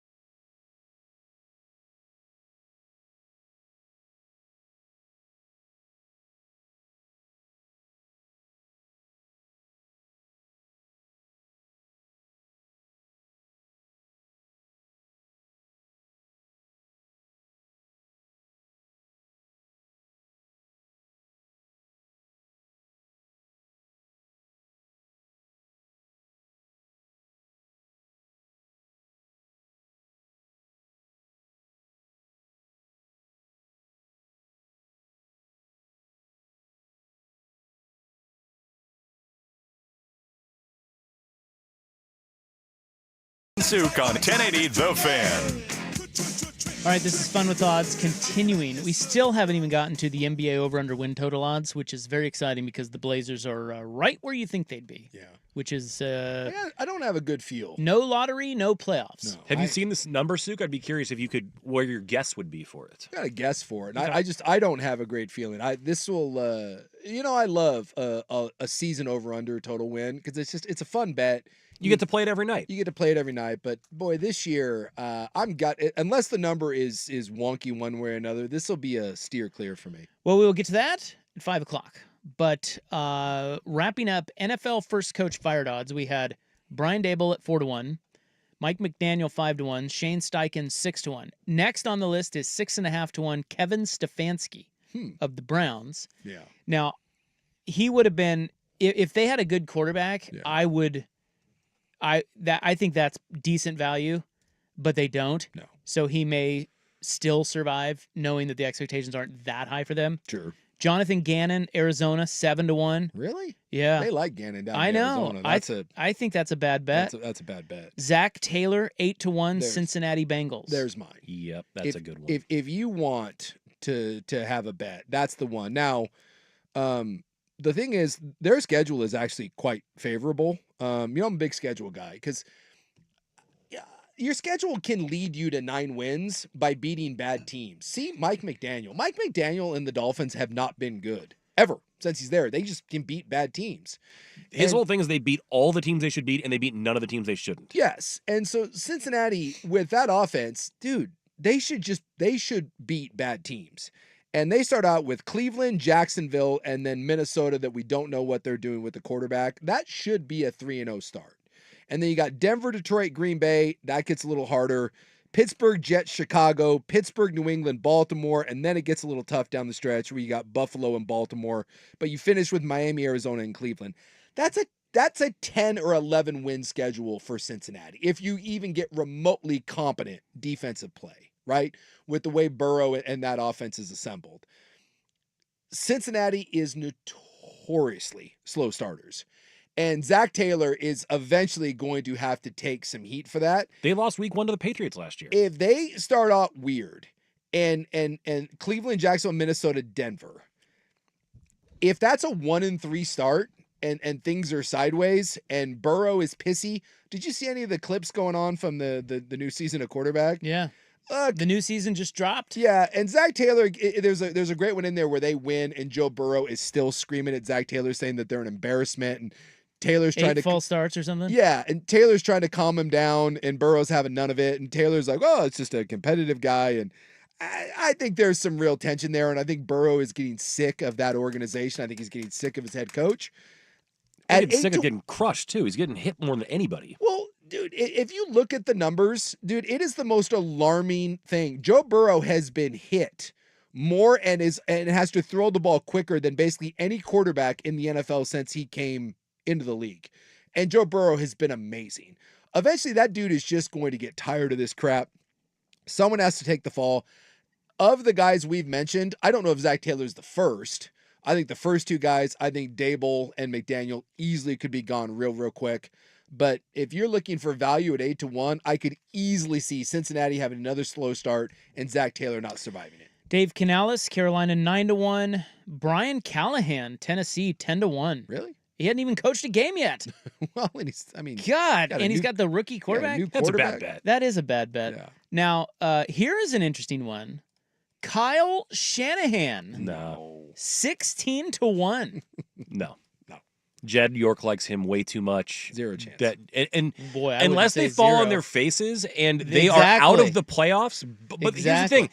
They won't cut him loose until they're eliminated from the playoffs, and there'll be a coach fired before that. Okay. And by the way, I would also like to point out that he makes an F ton of money, and he's guaranteed through 2027. And someone else would scoop him up in a heartbeat. And the 49ers are on a bit of a budget right now. They tightened the belt in the offseason. He's not going. And he's tied with John Lynch, and anytime that they have been healthy, they need him. Kyle Shanahan is one of the 3 or 4. That's just not going to happen. It's just not. Todd Bowles, 22-1. Yeah, there's good momentum down there. That's a good value bet right there. Yeah. Because they are expecting they're expecting to do a few things, and he kind of sucks. and I could see them being 3-7. And Well, and Baker's been boom. solid, but are you really getting to the next level with him? No, but I think they might think that they are. Right, exactly. And Bulls ain't getting them there. So that one's I like that one too. LaFleur 25-1, Green Bay. What? Really? Yeah. And you see now we're getting into LaFleur, Tomlin, McVay are all 25-1. Well, Pittsburgh. Tomlin's interesting. Well, Pittsburgh doesn't fire coaches like ever. No, and they just don't. signed to an extension. But they're also pretty desperate based Sure. on the moves that they've made. But again, I put LaFleur in the same category as Shanahan. Yeah, Like, they ain't that's firing LaFleur. that's See, I just- think Shanahan would get fired before LaFleur. I think Shanahan just has more. If they fail, like if they have a bad start, I think Shanahan just has more baggage. LaFleur, I think Green Bay loves that guy. And someone pointing out too that Bowles signed an extension. I will say this about the NFL: extensions don't mean much in They the don't NFL. care. Guys get fired. Guys get fired after a year. Happens all the time, and guys get fired after extensions. The NFL is definitely a league where, for the most part, unless you're a cheap ass team or you're specifically trying to be budget conscious like Cincinnati, extensions usually don't mean that much in the NFL. So I you think got- it's an indicator that they like you, especially for a guy like Bowles. I think they're bullish on him. But yeah, be wary of I signed an extension, therefore I'm safe in the NFL. Callahan was there last year. My bad. That's why he's up there 10-1. Second year there, right? The first year guys are all way down there. You know, the Aaron Glenn's, Kellen Moore's, Liam Cohen's. Sure. I mean, guys do get fired after 1 year. Mayo got fired after a year. Todd Kelly. Bowles has been fired after a year. Yes, but right? but what you're betting on there, and it could happen. It's just that what you're betting on is that no coach gets fired in season because a first year coach isn't going to get fired during the season. Was it Frank Reich? Wasn't he like 12 games in with the Panthers when he got turfed? It was he? he? I think he got turfed in his first Dude, year. yeah. I think. There But are they had an definitely a ownership lot change of- and stuff, so There's plenty of coaches that have been canned 1 year. Yes, but not mid-season, because this is again the bet here is first coach First fired. coach. So you'd be betting that no one gets fired That's during the season. That's probably that's not a good bet. So then you got guys like I mean these guys aren't going to get fired. McDermott, Ryans. See, the only way Harbaugh. the only way like McDermott gets fired is if the Bills have like a monumental playoff collapse again. Well, what if the Bills just kind of stink? I mean, Yeah. you know, these things do happen. I mean, it's not crazy to think that the Bills come out and are kind of scuffling along. You know, for value, 50-1 might be worth a flyer on McDermott, but they're going to be good. I don't see them being bad. And then all the way down at the very end of the list, and this is an interesting one because usually the very end of the list is like you're throwing away money. Sure. Andy Reid, 500-1, you're throwing away money. Yeah. He's not going to get fired. Nick Sirianni, 500-1. And yes, Good value. They just won the Super Bowl, but if they revert back to their weird Sirianni's and ass ways, they start 0-6 and he's hard to handle. and they got the Super Bowl hangover. Dude, you might want to have a buck on that. So Frank Reich was fired after going 1-10 with the Panthers. So in his first year, he was fired after 11 weeks. And now I've got the list of coaches fired within their first season. I was going to say here, Urban Meyer, Nathaniel Hackett, Lovie Smith, Frank Wright, and Mayo. Okay, so it does And happen. also Bobby Petrino in Atlanta. Well, he left. Oh, I guess that's right. He quit, but yeah. So who would be the first-year coach most likely fired in his first season? Give it to You've me. got Aaron Glenn, Kellen Moore, both Liam Cohen, all 150-1. Pete Carroll, 200-1. Duval. Mike Vrabel, 250-1. He's in New England now. Yeah. Brian Schottenheimer, 100-1. Ben Johnson, 100-1. Maybe Schottenheimer. What if it's a total disaster in Dallas? Jerry, he doesn't really. He doesn't really do turf it, him but during He the doesn't. But if it's totally terrible, he's the one, I guess. because none of them really make sense. None of them really make sense. I was gonna say, is there like a college guy or a guy that's like a really unproven, sort of situation? I think my money there would be on New Orleans. Yeah, just because they're weird. They're weird. And I don't think that was a good hire, Kellen Moore. Well, no one wanted the job really, and so I could, I mean, if they like 0-10, sure, Kellen Moore or Brian Schottenheimer. Brian Schottenheimer. And there you go. Fun with odds, ladies and gentlemen. I think my bet, I think I'd have money on. I don't really bet these, but I find them really intriguing. I think I might have money sprinkled on Stefanski, Kyle Shanahan, Todd Bowles and Zach Taylor. I think I'd have money sprinkled on one of those four. They're not long shots, but they're longer shots than the favorites. Again, I told you but it's probably going to be McDaniel. Of the favorites, McDaniel. See, that's the thing. I'd play some McDaniel, and for my long shot, would play some Taylor. Yeah. McDaniel's pretty good because they are expecting to win in Miami. Yeah. Like they're making moves. And That's like horseradish. Then basically said as much. And that's Dable too. I know there's not great odds there, but I think Dable's cooked. I don't think he survives the season. So that's where I would go. Fun with Odds continues at 5:00 with NBA over/under win totals. But up next, we must get to In the Nuez. Get ready to pay money, your hard-earned dollars. I love giving money to put your paddleboard and kayak in the water. Oh, phenomenal. So exciting. That is next. Here's Buck. Now, from the George McCoy at Warren Allen Sports Desk, a Sports Center update on 1080 The Fan. Ryan Buckley with this SportsCenter update. First on the Fan, the Mariners opening their final road trip of the first half before the All-Star break. They are in the Bronx taking on the Yankees, part of a 3-game set. Will Warren is on the hill for the Yankees. Logan Gilbert on the mound for the M's. That one currently 0-0 in the top of the second inning. Meanwhile, they added another player to the Home Run Derby field today as Pirate slugger O'Neal Cruz has accepted an invitation to the competition.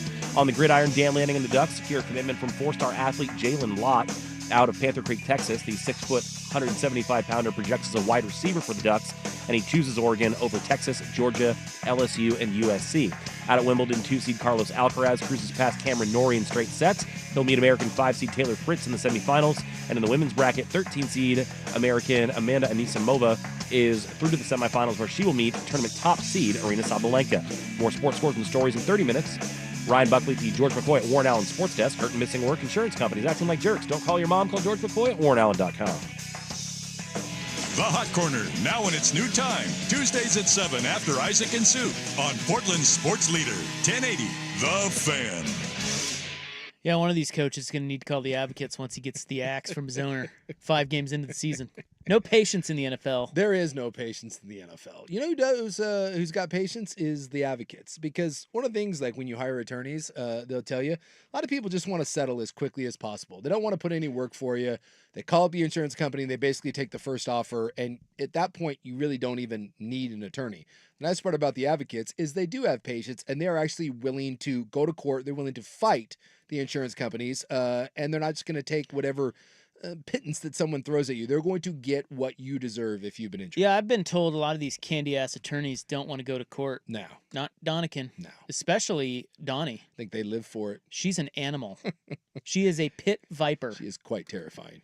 So they're committed to fighting for you. They don't get paid until you win, and consultations are always free. If you've been injured, you need more than a lawyer. You deserve an advocate. advocateslaw.com.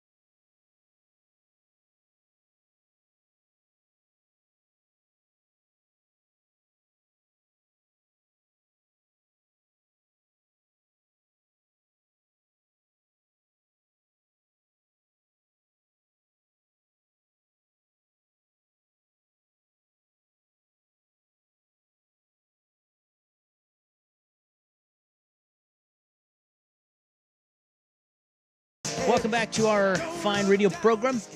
Tuesday, we love Tuesdays, not as much as Wednesdays, but Tuesdays are fine. Yeah, they're one of our favorite days of the week. Not the favorite, though. Yeah. It is July 8, 2025. It is time now for In the News. I am your noted and humble newsman. Thank you. Thank you so much. Yeah. It's brought to you by the Advocates, injury attorneys at advocateslaw.com. Today is National Blueberry Day. Ooh, who doesn't love good blueberry? I ate some this morning. Yeah. In honor of National Blueberry Day. Good antioxidant. Feed your dogs blueberries. Yeah, I always drop one for little Molly Tenji's. Yeah. Who is conveniently stationed under my feet. And she loves them. Yeah. My kids love them too. Colin can, he's give or take. I think when I give him a blueberry, I think he's upset that it's not meat. But, occasionally He's I think what is this fruit crap? I think occasionally he gobbles one down. Are you a soy boy? Best blueberry, it's clearly the muffin. Oh, best blueberry. When you think of blueberry, with the exception of it's being in something, I think the all-star of the group is going to be the blueberry muffin. Can I take a blueberry cobbler? Yeah, but it's when you think of cobbler, you don't really think of blueberry cobbler. I kind of do. I go peach. Peach cobbler. Yeah, I think that is for a lot of people. Or My apple mom cobbler. always made blueberry. So When you think of muffins, I would assume that the blueberry muffin is right at the top of mind. It's the all-star of the blueberry lineup. Well, you have blueberry pancake. Like, what else do you Oh, yeah, have? blueberry pancakes would be one. Yeah.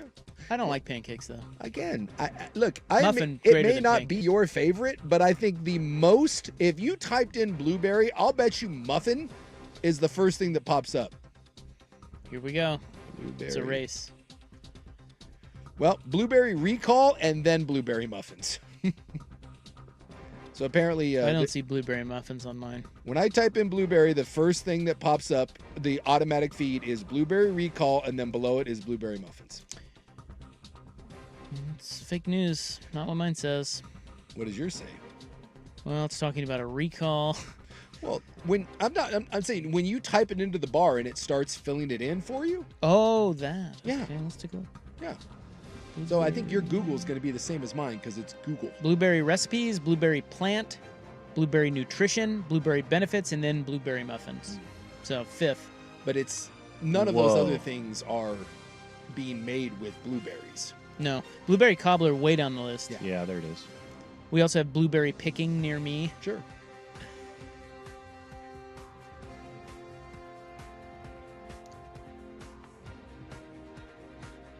It is also Cow Appreciation Day. Well, who doesn't love cows? Do we not? What? Anybody? Somebody? No. I mean, What do you mean? There's a drop for everything. Well, I'm just making sure our producer's paying attention, which he is clearly not. No, clearly. I'm trying to get our branded report together, okay? Oh, for God's sakes. Branded reports. They pay our bills. Now we missed it. Yeah, we missed our It's opportunity. not even the same. I can't even find I it. love cows. There we go. I'm the strongest farmer guy that there's ever been. Ever. What the hell is going on? Beginning January 1, a new law in Oregon. Or is it Oregon?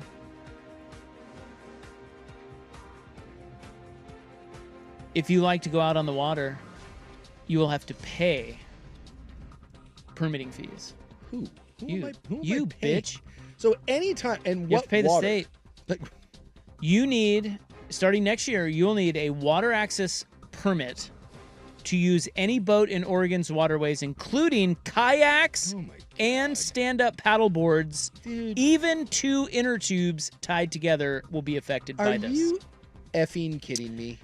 Now, previously, this is just an amendment to the current law, which is that any watercraft 10 feet or shorter was exempt. Yeah. But they have changed that now. So now, beginning January 1, this is No Toll Tina tolling our water sports.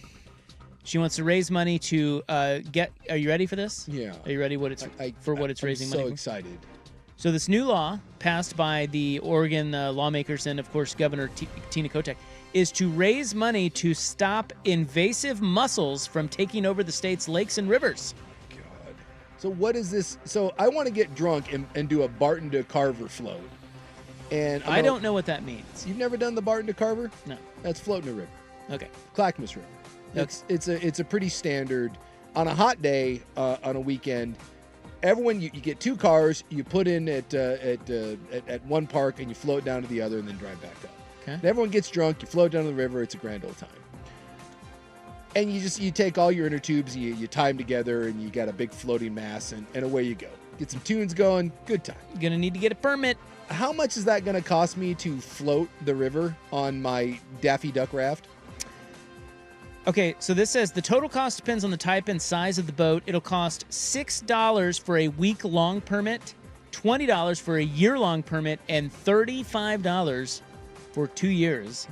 You will be able to get your permits through the Oregon Department of Fish and Wildlife. So you're telling me that we're going to stop every floating raft that we see out on the river? You're going to be pulled over and asked to see your permit?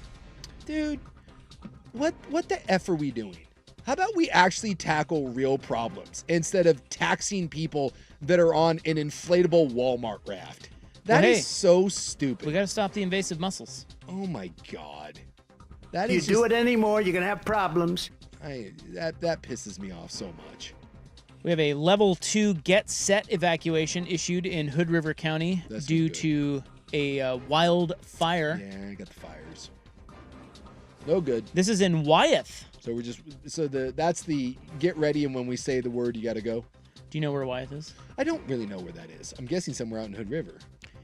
Wyeth is just west of Hood River. Okay. Right on the water. And it It goes drip, drip, drip. Milepost 51 on I-84. It is spread to 25 acres. That actually doesn't seem that big, but... Well, not yet. Not yet. And they say travelers on 84 may experience decreased visibility and should be cautious. The old cautiousness. Ladies and gentlemen, that is a developing story. That is. An Academy Award-winning movie that was filmed in Oregon in the 1970s is now getting its own television series. I saw this. According to entertainment outlets. Tell you what it is. Next on The Fan. This is The Fan's Window into Sports, a view into today's top stories, brought to you by Window Nation, online at windownation.com. To Betts across the diamond, cannot be picked, and in to score is Collins.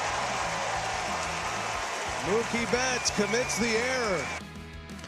Well, in brighter news, Shohei went yard off of Miz in the very first at bat tonight. So basically, I think we can say that the Mets have broken Mizorowski. He's no longer the same player. I mean, it's how else? Yeah, I mean it's pretty clear. Yeah, come on. That and the Dodgers in a little bit of a tailspin. They've lost like 5 in a row. No pitching. Window into Sports, brought to you by Window Nation. 50% off all window styles. Pay 0 interest for 5 years. Free estimate at windownation.com or 866-90-NATION. The home of Dirt and Spray. I'm Dirt. I don't know if you've seen the reports. I believe at last check, we have 5 centers on the roster. You know, we did have all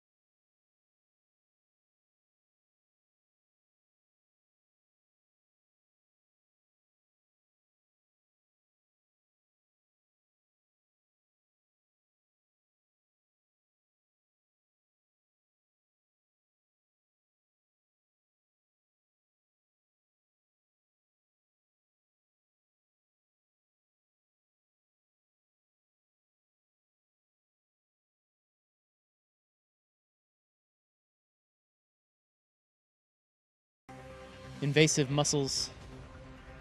So we're now charging for permit fees on paddleboards. And yeah, someone say my $10 tube needs a $20 license. Let's both be surprised when I don't do that. Another one says, how much do you think the state will spend just putting up signs at all the water spots notifying the public about the required permits? Yeah, how about you what spend, a joke. How about you spend that on the mussels? And yes, someone's saying that they banned beer and alcohol on those floats. What? Yeah, good luck trying to. That ban's been there forever. Get out of here.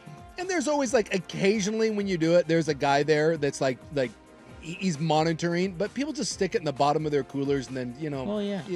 Search my cooler, buddy. Even that guy doesn't want to pop you for that. No.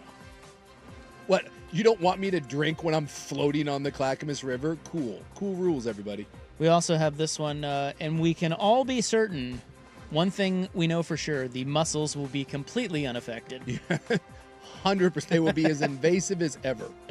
Well, you gotta have a committee on the mussels, and then a committee to decide what that committee is going to do with the mussels, and then that committee will not be able to decide on how to spend the money. Inspired by the 1962 Ken Kesey novel, I hope I'm pronouncing that right, One Flew Over the Cuckoo's Nest. One of the great movies of all time. Is in development for a TV series with plans for at least 2 seasons. The famous film focused on Jack Nicholson's character, Randall Patrick McMurphy. R.P. McMurphy's. A convict sent to a psychiatric hospital for evaluation where he encourages other patients to defy the head nurse.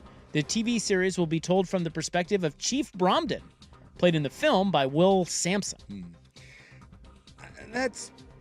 I just have a terrifying feeling that thing's going to be terrible, because how are you going to make 2 seasons out of that? Like, and have you seen One Flew Over the Cuckoo's Nest? It's been a long time. 2 hours is about right. And so you're going to stretch this thing into like 20 episodes? That says after the first season, it'll be what happens to Chief after he escapes from the hospital. Yeah, if you don't know, at the end of it, Chief throws I believe it's a water cooler through the window and then takes off running. He's like, deuces, I'm out of here. And Nurse Ratched, that bitch. Great movie, though. Entertainment Weekly notes, even though the movie, which was shot almost entirely at the Oregon State Hospital, received critical acclaim and 5 major Academy Awards, Kesey, who grew up in Springfield, disavowed the adaptation because the narrative differed from the novel, which was told from Chief's perspective. They say Ken Kesey was not happy. He claims he hated the film, but he also says he never saw it. Huh. That's weird. How about that? There used to be a place here called R.P. McMurphy's, and they had the Crow's Nest up top where you could hang out. Yeah, it used to be a little bar back in the day. Well, isn't that exciting TV news? I'll give it a whirl, but I'm very... What's it going to be on? They didn't even say. Thank you so much for sharing that. I don't know what, Netflix or Hulu or whatever. Hey, TSA says, keep those Tootsies covered, okay? Yeah. After what, 20-something years we're doing away with this? Has it been that long? Yeah, I think it was 23 years that we've been doing this. The long-standing policy requiring travelers to take off their little shoesies during security screenings is ending. Are we no longer fearful of the shoe bomber? Well, it is kind of ridiculous, isn't it? Well, just no. because we had one shoe guy? Well, I mean, the dude did attempt. He had a bomb in his shoes, so... I know, but can't you... Like, if your shoes are on, you can still detect that in the little... in the tube, right? Yeah, I've also thought it was just to, like, see if you have other... devices, things that could be used like as knives or whatever. But I guess is that stand-up thing you go in? Is that enough? If you're just wearing them? Yeah, but sometimes you don't go through the stand-up thing. Sometimes you just go through the the beeper thing. Beeper. Yeah. Yeah. By the way, that was 2001. That Robert Reed, Richard Reed. Yeah, Paris to Miami, and you're right, Richard Reed. Yeah, he tried to shoe bomb it, and he didn't actually want that bomb to go off because he did it from his seat. If he had gone in the bathroom, no problem. Man. So I just find it interesting that... So he easily could have gotten away with that. Yeah. Yeah, he got on the flight with his lighter and his shoe bombs, and then he tried to do it from his seat. And so what has changed now versus... Look, I'm happy I don't have to take my shoes off. I just wonder, like, what has changed to where we're like, hey, we don't have to worry about that anymore. I think the technology, the screening technology, perhaps. We've gotten better, or people just are tired of taking off their shoes. Yeah, ABC News reports on an internal memo sent to TSA officers last week that states the new policy allows travelers to keep their shoes on during standard screenings. That would expand to all airports shortly.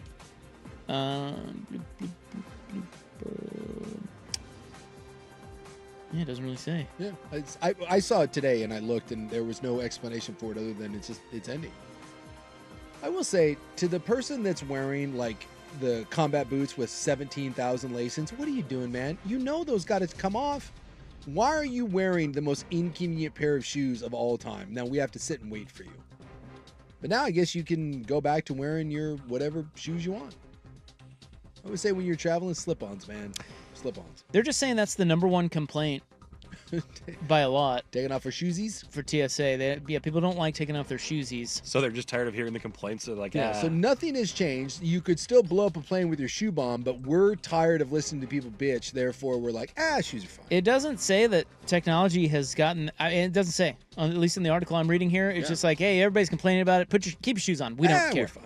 All Whatever. Right. I'm sure it'll be fine up there. Right up until the point that someone blows up a plane with a shoe bomb, and now we got to be like, and then someone's gonna get blamed, and then we'll all freak out. And that is in the news, July 8, 2025, brought to you by the Advocates Injury Attorneys at advocateslaw.com. We continue with Fun with Odds. We have the over-under win totals for the NBA teams, including your Portland Trailblazers. I have a new fun game I've created for you today. Let's go. Based on some happenings in sports last night. I love fun games. And we must take a look at the Major League Baseball celebrity softball game roster because it is just as bad as the NBA. Maybe worse. Wow. That's saying something. Because that NBA All-Star game's getting really, really stinky. Well, the NBA one, I never even know who these people are. A lot of influencers, a lot of SoundCloud rappers and country artists. We'll see how many of these people you know. Okay. Coming up next hour on The Fan. Hey, it's Sook, and yes, the air in my house is better than yours. I hate to break it to you. When A&E Plumbing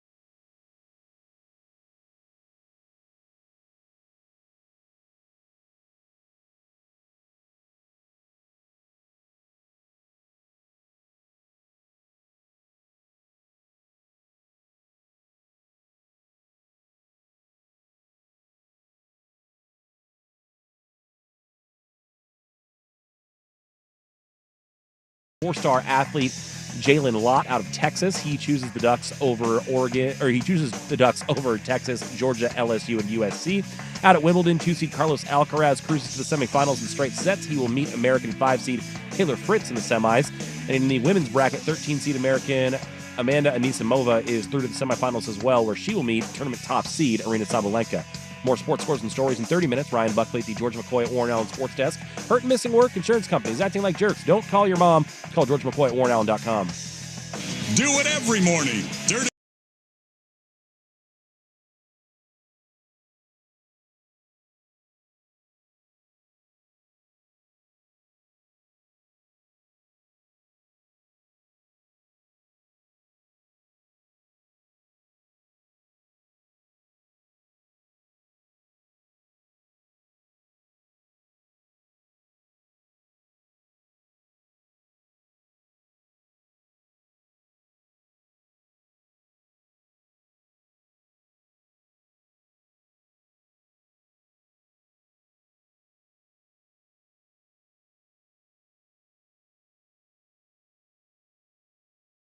All right, welcome back. Hope you're having a nice little Tuesday. Warm out there. It's Rob and Sook, your sports bros. I'm Rob Big Sook right over there. Right here. Look at him. We have Oregon's freshwater mussel guy coming in on the text line. Really? You see that? Is he in favor of this new what do you Daffy think? Duck raft? So he says. So we were Tax? talking during the in the news seggies about the fact that Oregon has passed permitting fees for watercraft under 10 feet. AKA kayaks, paddleboards, floaties. Yes. Which to me just seems, of all the cheap-ass ways to save a buck, or I guess to make a buck, you're going to tax families on $10 floaties in any waterway. Get bent. Well, here is the flip side of why they did this, because we said the money goes to protect against invasive mussels. Yeah. Can't have that. Yeah, like the Liver King's going to be showing up paddleboarding on our... He's been through it recently. You see what that guy's up to? Boy, that son of a bitch. But I saw that there is a... is it the Untold series? I watched it. Is it good? There's one of those, Don't but watch it. more recently in the news, Joe Rogan has a restraining order against him. He got arrested. Well, Rogan says he's roided up, right? Well, he is. He got, but he had the Liver King's like having a meltdown. He was threatening to kill him, right? Wait. Hold on. So the Liver King is that big muscled up guy who eats liver, and he thinks he's I don't know. He became like this Instagram sensation. Yes. But he got was exposed. He was in prison, was he not? No, he just got exposed because he was claiming that he got that way by eating liver, and someone leaked his emails. He was on $12,000 a month worth of HGH and steroids. He was on every substance known to man. So then his businesses kind of fell apart, and businesses. Yeah, well, he was selling supplements. Okay. And not the kind that he was. And that's very unregulated, right? Yeah, like you can sell whatever you want. And so he basically just fell off. No one wanted anything to do with him. So he's trying to build a comeback. So he had that weird Netflix thing. I made it through about 25 minutes of it and was like, this is the dumbest thing ever. I'm done. Yeah, it's the Untold series. Yeah, it's like the Untold series. It's only about an hour. I didn't click on it. I'm glad I talked to you about it. It's such a bore. Because he's not that interesting. He's right? not at all. He's just a guy he's really insecure, and he took a F ton of drugs and sold everyone a bill of goods, and he was a fraud. Well, I guess he freaked out and started posting weird Instagram messages about how he was coming to fight Joe Rogan. And he was challenging Joe Rogan to fights. And then he showed up like literally stalking Joe Rogan. He showed up in Texas like, I'm coming for you, Joe Rogan. Well, Rogan called the police. It was like, hey, dude, this guy's insane. And he's threatening me and he's showing up. He's around my city now. So he got arrested. And then he got a restraining order. And the judge was like, okay, knock it off. Then literally the day he got out of prison, he started posting more I'm coming to fight Joe Rogan stuff. He's in a bad spot. Like he's literally melted. Even Rogan came out and basically said he feels bad for him. He said the dude's like, he's but he knows that stuff's getting headlines. Like if you go after Joe Rogan, you're getting headlines. Yeah. That's what he wants, but right? He will die of a massive coronary any moment now. Imagine what $12,000 a month in steroids and HGA is doing to your body. Well, he certainly is jacked. Yes. Beyond belief. Yeah. But I don't think there's anybody that looks at him. I don't know anything about steroids, Yeah. supplement, any of it. He's on it all. But you look at him and go, oh, he's roided up. Yes. Like bodies don't look that way. Well, now eating he's all liver. sweaty and disheveled, and He looks terrible. He's in real bad shape. So Oregon's freshwater muscle guy says, I listened to your show and I heard you talk about the paddleboard permits. Yeah. It's not about enforcement. It's about funding the program that monitors and responds to an aquatic invasion. Paddleboards are a major way they spread. Invasive mussels mess up dams and fisheries.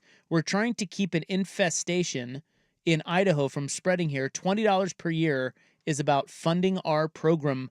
By the way, you guys rock. Thank you. How does my paddleboard spread an Idaho invasive mussel to Oregon? Maybe water? it kicks up the mussels and it spreads their disease down the river. I don't know. I don't know. But look, listen, I'm sorry. I trust Oregon's freshwater mussel guy. Sure. And I love that he listens. Yeah, I don't want mussels to spread either, and I don't want some invasive species. But this to me is another example of our state just finds new and creative ways to nickel and dime you to death, and nothing good ever happens. And by the way, you said it as much. I'm calling it right now. Within a year, we will read about this invasive mussel species taking over. 100%. And we'll do nothing about it. So if you want to fix it, just fund fixing it and let people do their paddleboards. Yeah. Doesn't work that way, Buckley. Well, it should. Well, it's just the idea that that's we need new monies. That's who you're going after. Is the idea that just like you go down to like St. John's, right, ever to like one of those little parks. You go down here like the dragon boat races, and you put in on a weekend on the lovely Willamette with your little paddleboard, and you're out there for 45 minutes, and you're like, no, that's $20, dude. Kiss my ass. It's ridiculous. That is a ridiculous way to try to raise a few shekels. And you can't tell me that we don't have money in the budget. We just piss away the money that we do have. All right. Coming up in the club, you've been wanting to stay in bed all day. I know you have. I struggle with that. Now we have a new way you can do that. Ooh. A man has invented a bed that will allow you to stay in it all day. Can you do that? And what? Stay in bed all day? No. Yeah. Dude, I'm the antsiest MFer of say, all time. Like, there's just. Are you kidding me? Yeah. I don't have that in me. I'm kind of jealous, but also, it's kind of sad the people that can.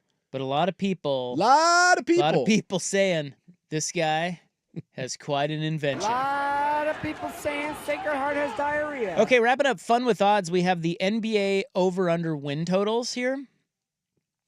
Since 1993-94, there have only been 11 teams with win totals of 60 or more in the preseason. Okay. And they have coincidentally gone 8-3 to the under. So oftentimes when they say a team is going to win over 60 games, they do not. Well, that's a lot of stinking games. Well, Oklahoma City this year is the highest since the Durant-Curry Warriors of 2018. They are at 62.5 wins. So we had three teams last year that won 60 games or more. So I mean, that's. By the way, that Durant-Curry team, they went 57-25, and that's the team that lost to. No, that team won. No, they did not. So that's the team that, if that's the lost- Curry Durant team, they lost to. They lost to the Raptors. The Raptors, Durant and that got was hurt. when all Raps. the injuries. Klay Thompson went down, and then Kevin Durant went down. So OKC 62.5. That's way too high. That is, that's way too high. I mean, I know they won 68 games, but just there's no value in taking over 60. Coming back off a championship, they will coast into the start of the season. And Exactly. You're one weird injury away, and Chet's always been. Yeah, you don't. Don't do that. Take the under. Your Portland Trailblazers, Buck was wanting you to guess because last year they were at 22.5. Yeah.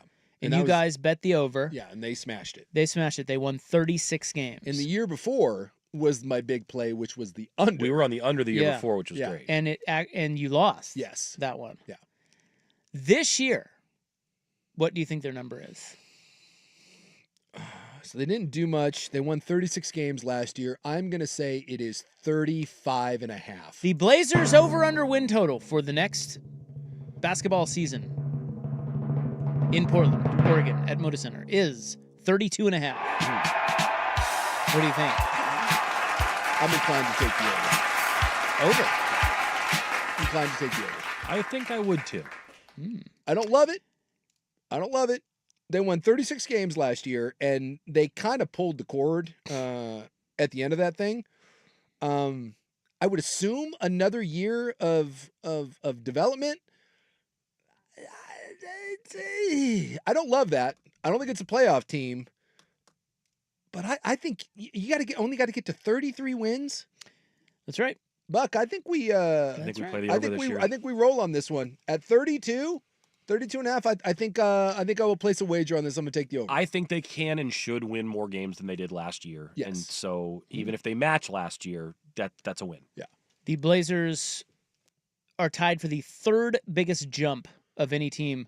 They are plus 10 wins year over year. So 22.5 last year. Sure. 32.5 this year. That's the third biggest jump. Yeah. What an amazing knack they have for falling into the no lottery, no playoffs, no man's land. Right? I mean, they're incredible at it. Wait to win 39 games and Exactly 40 games. You're like, oh, the improvement. You're like, well, no cool. lottery. No. Hey, we got no the ninth playoff. pick this time. Biggest jump, Detroit. Yeah. Plus 21. I can see that. Well, everyone thought Detroit has stunk for so many years, and then Detroit, even with a big injury, Detroit had a nice year. Won 44 games last year. So they're at plus 21, and then we have. I bet you Boston took a bit of a. I bet you Boston's the biggest dropper. They're the second biggest dropper. Okay. So they are minus 14 wins. Who is first? Who is first? Maybe the Pacers? No, Halliburton? Because people didn't think a lot about. Yeah, that's true. They didn't think a lot about him last year. Not the Pacers. A lot of people are saying it's this team down in the desert. Oh, the Suns. That makes The sense. Suns. Yeah, the Suns. They're at minus 15 wins. Yeah, everyone thought Phoenix was going to be good last year, and they were not. And no one thinks they're going to be good this year, and they will not be. They will not be. And we have the lowest over/under win total for a team since the 2015 Sixers, and that would be your Utah Jazz. Really? At 18.5 wins. Boy, I might be inclined to just pound the over on that. 18.5? Yeah, they might tank though. Ah, man, I mean, they tanked last year and they still won 17. 18.5? That's it. You're going to win. You're going to win 19 games. You're going to stumble your way into 19 wins. Who do they have? You're going to have to help me. Well, they got Marketing is their big guy. Last year they won 17. Yeah. So Marketing's back. Yeah, they got he just Yusuf said that. Nurkic, right? They got Clayton Jr. in the that's draft. right. They got Nurk. They got Ace Bailey in the draft. They have Kevin Love now. Well, he's Not for going long. there. Who am I missing? Well, didn't they get two guys in the draft? Yeah, they got Clayton Jr. They got Clayton Jr., the guard out of Florida. They got Okay. Ace Bailey. They got Nurkic, and they've got Marketing. And they just acquired Kyle Anderson in the trade with the Heat. He should stay, even though Love won't. I don't remember who else is there. Kyle Filipowski Oh yeah, the Dookie. with his weird dated the babysitter thing. Remember that? That you're gonna win 18 games. Isaiah Collier. You Is can't he still there? You can't help but win 18 games. Nah, they'll win 18 games. Well, 18.5. Well, I like place it. your bet. There you go. I will. I'm gonna place an over on the Blazers, and I'm gonna place an over on the Jazz, which sounds just terrible value there, but I'm gonna do it anyways. And that wraps up Fun with Odds. It almost took us the whole damn show. I love that. It's unbelievable. That's what we did. We talked about We had out muscle talk. We had to the get odds to. on getting Damian Lillard. We talked about the over/under win totals. We talked about NFL first coach fired. We talked about NBA expansion. Come on. No. Well, and again, we weaved. Wow. And bobbed. I have a new fun game for you. I do love fun games. It pertains to something from last night in sports. And we'll get to that next on The Fan. Thanks to our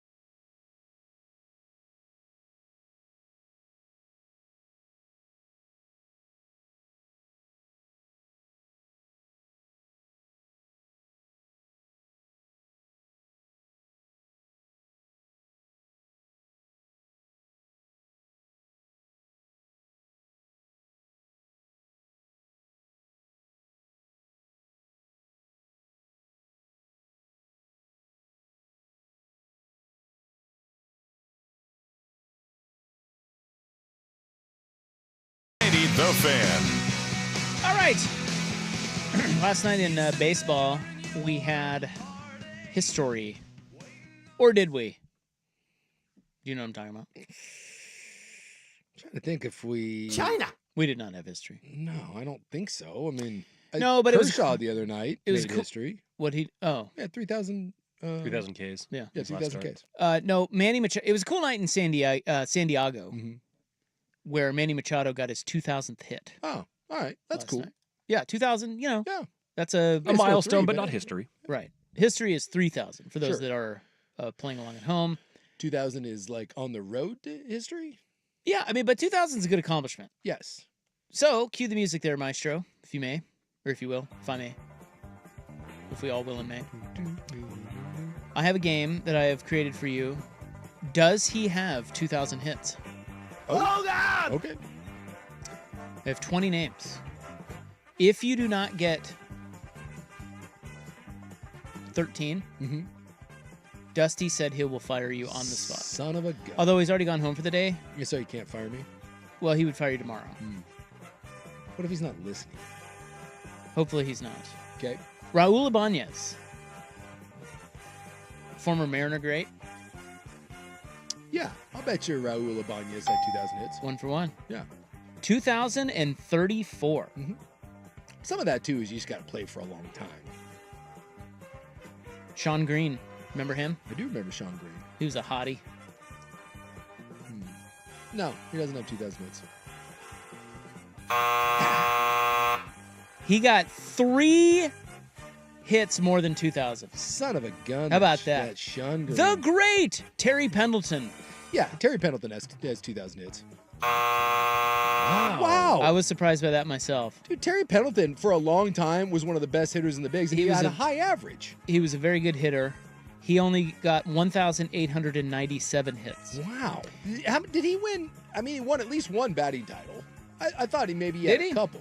He won an MVP. Took one from Bonds. Terry Pendleton has an MVP? I'm pretty sure he won one when they were tired of giving it to Barry Bonds, I think. What? Well, and he was kind of like the original Kung Fu Panda because he was always fat and out of shape. I'm going to look up and see what... is he at 270? Career highlights. Yeah, he won... oh, my God. MVP in 91. He only made one All-Star team. Terry Pendleton only made one. Wow. But he won an MVP. He's a 3-time Gold Glove winner, and he won 1 batting championship, and he's in the Braves Hall of Fame. He was also on a team with a lot of All-Stars all the time. Why do we think of him as so much better than he was? I mean, he was pretty good. I don't know. But I don't know why I... He's one of those guys you just had to see him play to appreciate how good he was, because we all saw him play, and so therefore we think he's pretty good. Yeah, I'm under the... I was under the impression that Terry Pendleton was much better. Like, the fact that Sean Green has it and Terry Pendleton doesn't. Well, I guess some of that is you win an MVP, You are trending poorly you to have keep your job. Poorly. Does he have 2,000 hits? AJ Pierzynski, noted douchebag catcher. He is a noted douchebag Yeah, he's catcher. awful. Now, He is awful. the fact that you have him on here, because my initial reaction to AJ Pierzynski is there's no way AJ Pierzynski has 2,000 hits. Right. But the fact that you put him on here leads me to believe that he does. It's like Princess Bride right now. Yeah. So I'm going to say that douchebag, and he is, everyone hates him, I'm going to say he does have 2,000 hits. He does. 2,043, believe it or not. That son of a gun. Ryan Braun, noted Steroid user? roidster. See, again. This is a good one. And MVP. And kind of a douchebag. He could rake, though. See, he's the opposite. I'm assuming that he's on here. You think he has 2,000 hits, which means he doesn't. Princess Bride again. I'm saying no. That is correct. Ron doesn't have 2,000 Yeah, hits. after he went off the sauce, he tanked quickly. By the way, 1963. If you don't know, he's the guy that was so indignant about how possibly, there's no way I could do roids. How dare you? And then he got popped for roids. He got popped for roids, and then on top of that, he tried to wiggle his way out of it by claiming chain of command because, like, the FedEx driver took his pee sample home he with tried him. to get someone fired over the mishandling of his tainted piss. Johnny Damon. Does he have 2,000 hits? Ooh, Johnny Damon. Played for a long time. Played for a long time, but was hurt a lot. So I don't have a good feel on this one. I feel like this could go either way. Mm-hmm. Hurt a lot, played a lot. Leadoff batter, got a lot of ABs. I'm going to say, yeah. I'm going to say Johnny D. That's correct. He almost got to 3,000. He had a lot of poon, and he had a lot of hits. 2,769 hits for Johnny Damon. Huh. He is on. He is oftentimes renting a yacht and is on below deck. He's on there. The fact that you know that. Oh, he's been on there multiple times. Yeah. I love below deck. Well, and your wife loves Johnny Damon. And I tell you what, he is a colossal douchebag. Is he? Yeah. Although I will say the crew ends up really liking him. So that means he's like at least he treats the crew well. Is he still super handsome? No, he's fat now. Oh, really? Yeah. He's pretty fat. He parties. I didn't see that coming from Johnny. He and his Damon. crew party, and they're kind of douchey. Duke Snyder, the great Duke Snyder. By the way, you've rattled off 3 in a row here. It's very good. Oh yeah, he did. He did get fat. Boy, he doesn't even look like he cut his hair. He's going bald. Boy, I'll tell you what. That's hard because He parties. Johnny Damon was a handsome dude. Yeah, he was. Duke Snyder, go. Duke Snyder. Yeah, the great. Again, I'm doing the Princess Bride thing here. It's Duke. He has to have 2,000 hits, but the fact that you're even putting him on here, he doesn't have 2,000 hits. He does, you idiot. 2,116. Paul O'Neill, Yankee great. Paul O'Neill. Yankee great Paul O'Neill. Remember him? I do. Big lanky lefty, was kind of a red ass. I like Paul O'Neill. I got nothing against Paul O'Neill. Yeah, I'm gonna say Paul O'Neill has 2,000 hits. 2,105. You are trending better. You now have 5 of the 8. Got to get to 13. Dale Murphy. Yeah, Dale Murphy has 2,000 hits. 2,111. Yeah. Not as many as I thought, by the way. No, I would have thought he would have had more than that. I didn't think that one was going to be that close. 2-time MVP and should be in the Hall of Fame and is not, and that's a travesty. Ken Griffey Sr. Ooh. Not the Junes. Not the Junes, huh? Senior. No, I'm going to say he does not have 2,000 hits. He does. 2,143. Better player than you think, Ken Griffey Sr. Andrew Jones. Boy, that's pretty good. That's going to be right on the number. That's going to be right there. Because I think of him as Andrew Jones, the start of his career was phenomenal. I think of him a little bit more power hitter than just hits hitter. He was awesome. He played a great center field. He's got to have 2,000 hits, doesn't he? Or do we go with the Princess Bride thing? He's got like 1,988. Yeah, Like I'm going to say no. I'm going to say no, he doesn't have it. Good call. He has 1,933. See, again, he's another guy that I assume is better. The fact that A.J. Przinsky has more hits than Andrew Jones Crazy. Just doesn't seem to work with me. Okay. Where's Mike Greenwell when I need him? Do they have 2,000 hits? Ian Kinsler. Kinsler? Yeah, he has 2,000 hits. This one's going to hurt. He has 1,999 hits. Oh, for God's How does he not sakes. get a cup of coffee with somebody to Right? scratch the last one off? Right? Juan Gonzalez. Oh, Ooh. steroid He fame. has to have. That's what He I played for thought. like You're He wrong. played for like 8 million years. He's got like 400 homers. Dude, this is amazing. Juan Gonzalez does not have 2,000 hits? He hit 1,900 and he had 1,936 hits. How many dingers does it say? Well, I thought he hit over 500, didn't he? Did he? Maybe not yeah, look 500. this up. Yeah, look that up for me, will you? Dude, and he played forever. Let's see what old. And he seems like he hit 335 forever. Yeah. Looking up old Juan for his career. Batting average. Yeah, he hit 295 for his career. 434 dingers. 434. Okay. 434, and he didn't get to 2,000 hits. Isn't that wild? Boy, that's one that I wouldn't have given 2 thoughts about. Lance Berkman. Ooh. Yeah, Berkman got to I 2,000. would think so. Jeez. That one surprised me too. He was good. He was a professional hitter, that guy. 1,905 hits. Did he fall apart and not play long enough? I don't know. Again, I think of. Am I just wrong when I Yes, think of you're Lance wrong. Berkman He was good, but I just don't think he was good long enough. Jason Kendall, catcher. Pirates catcher.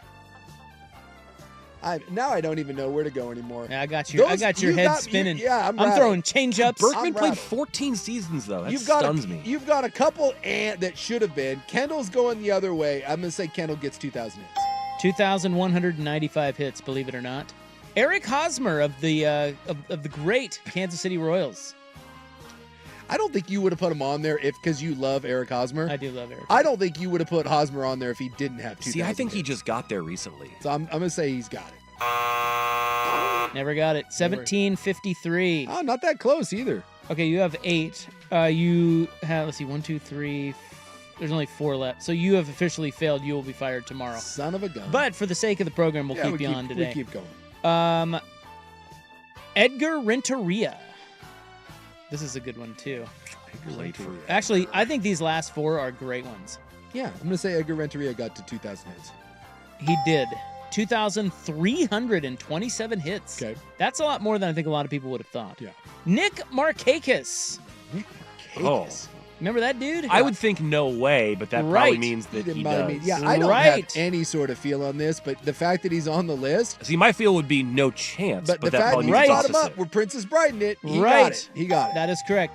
2,388 hits. 2,300 hits for that guy? That blows me away. Yeah. If you haven't taken anything from today's show, which you probably haven't, take away that Nick Markakis had 500 more hits than Lance Berkman. Yeah, what? Doesn't seem right.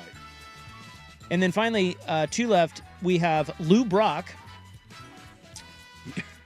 That really? What? Seems like a layup. The great Lou Brock. It seems like a layup. But no, he didn't get it. He didn't get 2,000 hits. Ooh.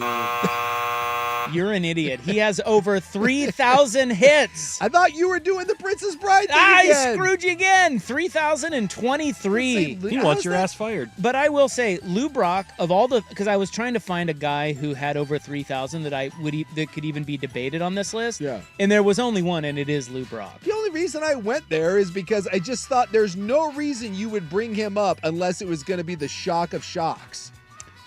Well, you have 9 right, 9 wrong, and apparently I didn't do 20. I only have 19. So here is the last one, and it's a good one. Okay. Nomar Garciaparra. Does he have 2,000 hits? He was hurt a lot. Yeah, he was. And the peak wasn't great. Hell of a hitter, though. He was a hell of a hitter, but the peak wasn't that long. Noma! No. I'm going to say no.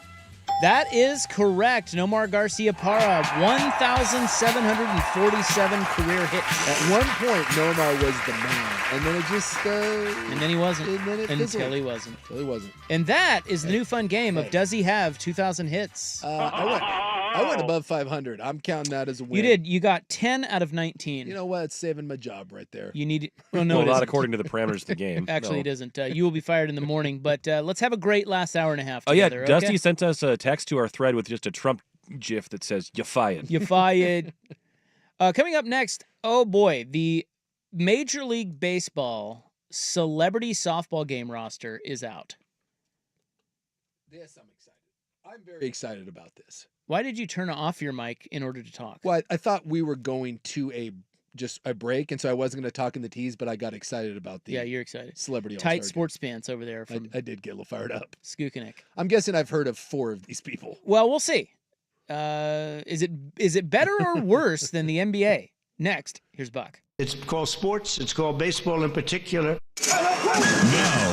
Now, from the George McCoy at Warren Allen Sports Desk, a Sports Center update on 1080 The Fan. Ryan Buckley with this Sports Center update. First on the Fan, the Mariners back in action tonight. They're opening a 6-game road trip in the Bronx, taking on the Yankees for a 3-game set. That game still scoreless and now in a rain delay. The Mariners with runners on the corners in the top of the 5th before they halted the action there. They added another player to the field of the home run derby today. Pirates slugger O'Neal Cruz has accepted an invitation to the competition. On the gridiron, Dan Lanning and the Ducks secure a commitment from 4-star athlete Jalen Lott out of Texas. He projects as a receiver for the Ducks and chose Oregon over Texas, Georgia, LSU, and USC. Out at Wimbledon, 2-seed Carlos Alcaraz. Cruz has passed Cameron Norrie in straight sets.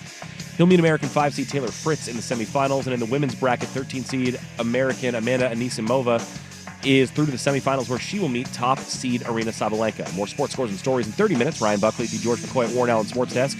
Hurt and missing work? Insurance companies acting like jerks? Don't call your mom. Call George McCoy. He's at warrenallen.com. The home of Primetime with Isaac and Sue. Weekdays 3 to 7, 1080 The Fan. It's time for Who's Leading the Charge. A look under the hood at the coaches, players, and teams getting it done. Brought to you by Battery Exchange. Zarowski to Ohtani. A high fly ball, deep center field. It is gone. Ohtani greets the rookie with a majestic blast. On an 0-2 pitch. 108 off the bat. He just keeps hitting him. You hear that? The bat cracking? He hit 12 homers in that home run. In the same at bat. Parade. Yeah, the kid Miz, he's the guy that averages 100 for Milwaukee. Yeah.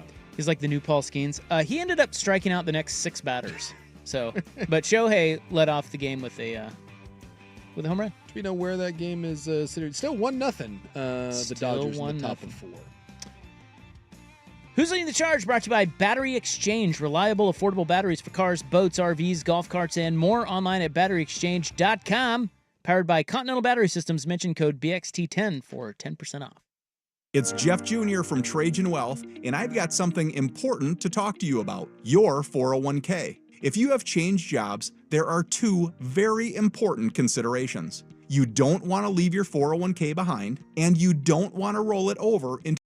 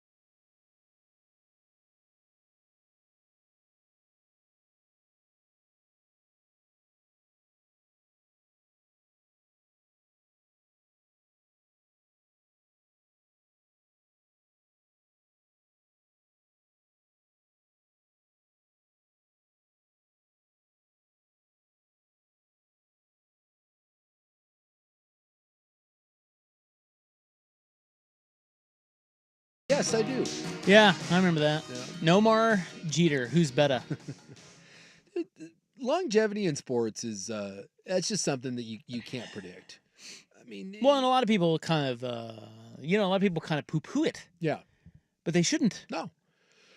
I mean, which would you rather be? It's like would you rather have like 5 or 6 years where you are just, you're just red hot and then everything kind of goes off the rail. You end up with like a 10, 11-year career and it's whatever.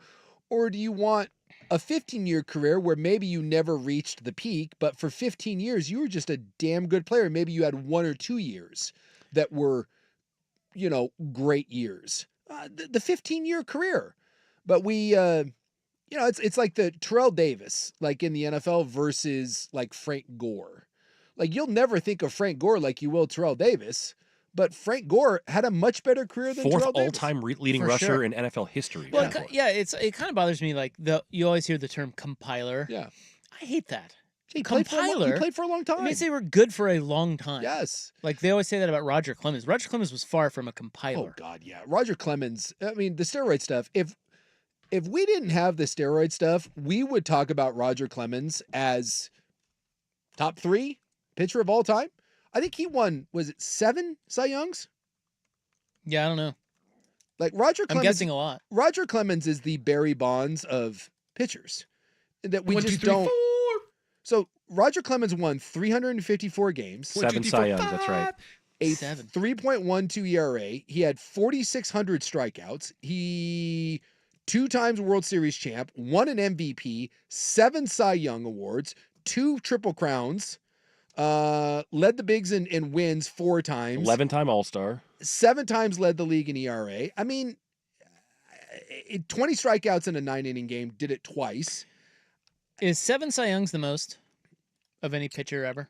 I think maybe Nolan might have 7. He might also have 7. Cy Youngs ever. I think 7 might be tied. No, Clemens has the most. Nope, Clemens has the most. It looks like Steve Carlton and Greg Maddux each won 4. Why did we think that? Well, Nolan has 7 no-hitters. That 7 might be what no-hitters. we're thinking of. Sorry. Yeah, Clemens has 7. Randy has 5. Maddux 4. Carlton 4. Verlander 3. So, dude, the only other the closest is 5. Roger Clemens minus the steroid stuff. Take top 3 out of it. You could make a case in modern history. Take Warren Spahn and Cy Young out of it. You could make the case that if you remove the steroids from the equation, well, there is no case. Barry Bonds is the greatest baseball player of all time. And if you're going to put it in those categories, then Roger Clemens is the best pitcher of all time. But neither one of them gets thought about. But at least with Bonds, we give the caveat of he was the best ever, but with Clemens, we don't even mention Clemens when we talk about those guys. And I get that Clemens was an ass, but Bonds was an ass too. I mean, you can make the case that Bonds was a bigger ass than Roger Clemens, and yet we don't give Clemens the same sort of asterisk that we do Bonds. We just kind of forget about him. Text, would you rather be Sandy Koufax or Jamie Moyer? Well, that's different. Yeah, you're being a smart ass, sir. Would you rather be Nick Markakis or Lance Berkman?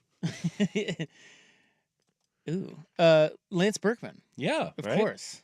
Well, okay. How about this? I think he won a title, didn't he, with St. Louis? Or am I wrong? Did he win one? Lance? Wait. Did they win a World Series that career, the Killer Bees? No, with St. Louis, I think. Oh, it's St. Louis. Yeah, he might have been on one of those. Okay, yeah. Well, how about this? Would you rather be, because this is a better one. Would you rather be Sandy Koufax or would you rather be Tom Glavine? Ooh. Koufax was maybe the best pitcher ever. Yeah. But what did his peak last? 6 years? Yeah, 5, I think. 5? I think he was 5 real amazing seasons. Tommy Glavine was great for 12, 13 years. Won 300 games. He was. 2,600 strikeouts. Went to 10 All-Star games, 2 Cy Young Awards, and 1 World Series. And Glavine's, I mean, he's a Hall of Famer, no doubt. He won 300 games, but Glavine was very rarely, Glavine wasn't even the best pitcher on his own team, but Glavine played for a long time, and I think he kind of gets lumped into that. He was very good for a long time. So that's, which would you rather be? How about Jack Morris would be another one of those? I'd rather be Koufax over Morris, but I could be talked into Glavine over Koufax. Yeah. And I'm not saying Glavine was better than Koufax. I'm just saying, Yeah. Yeah. This, we're talking about longevity versus. Yeah. By the way, Lance Berkman did win the World Series with the Cardinals when they beat the Rangers. Okay. See, I think I would take the. So I'm taking Berkman. Yeah. I think I would take the 15-year career. I mean, even if you didn't get to, I would rather take 15 years and be a borderline Hall of Famer than having 5 years of. I was the best you ever saw, and then I just, my body betrayed itself and it melted down. Give me the 15 years, man. Okay, coming up next, we will get to the celebrity softball game rosters. Thank God. And I tell you, it's something slim else. pickings. One guy is on here, and they won't even put his name because no one knows it. Is it more embarrassing to play in the celebrity softball game than the basketball game? Hold on, you've got two different questions coming at me here. What did you just ask? I said, is it because it's more embarrassing to play in the celebrity softball? You're going to look more like a buffoon? No, I think you look worse playing basketball. I think basketball makes the average man look worse. Because I think the idea is that most people think they can play basketball, whereas most people don't think they can catch a ball or swing a bat. Because you don't do it very often. Whereas a lot of idiots think that they can pick up a basketball and like, oh man. I think you look worse playing basketball than softball if you're doing it poorly. I think the average man's jumper makes it really look bad. really like you look horrible like by Darren comparison. Ravel out there. But we're not necessarily talking about the average guy. You're talking about, quote, celebrities that think they can do this.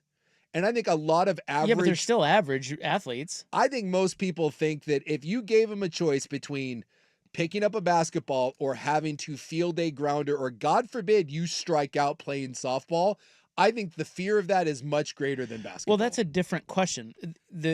You will look worse playing basketball. You will be exposed as a joke worse playing basketball. Now, if you flipped it, now you're saying, is it a fear thing? Yeah, I think people are scared. They just think they can run around on a basketball court. Yeah. Softball, I think they're going to be afraid to have to make Some people a play. are scared of the ball. You're up there at the They're going to have to make a play. all by yourself, and someone's underhanding the ball to you, and you're like, I don't think I can hit this. All right, we'll get to the rosters. And yes, okay, so to answer your question, Buckley, there is a guy whose name, he's a celebrity. You will recognize him, but you will not know his name. And they don't either? No one does. So how do you identify him? He's this guy. Okay. Next on The Fan. It's time for a Ducks Report, the inside story on Oregon athletics, brought to you by Mods PDX. The future of building is here. Good What Cruton happened? news for Dan Lanning. Wait, and- I have bad Cruton news. Why? Well, they lost that defensive tackle. It doesn't matter. Wasn't that They yesterday? didn't want him in the first place. Didn't I you don't that? know. I don't know when it was. Well, they landed four-star athlete who projects as a wide receiver, Jalen Lott, out of Panther Creek, Texas. Yeah. He picked the Ducks over Georgia, LSU, Texas, and USC. Big get. You had me at Panther Creek. Panther Yeah, me Creek, too. Texas. I wanna That be sounds from badass, Panther doesn't it? Creek. I don't think you do. Did they have some floods? I don't know. It's true. Just sounds cool. It does. Panther Creek. Mods PDX, the future of building is here. The Portland Trailblazers are making moves this offseason. Where were you when you found out Anthony Simons was officially being traded from the Blazers? I was laying in bed. Bringing in proven veterans.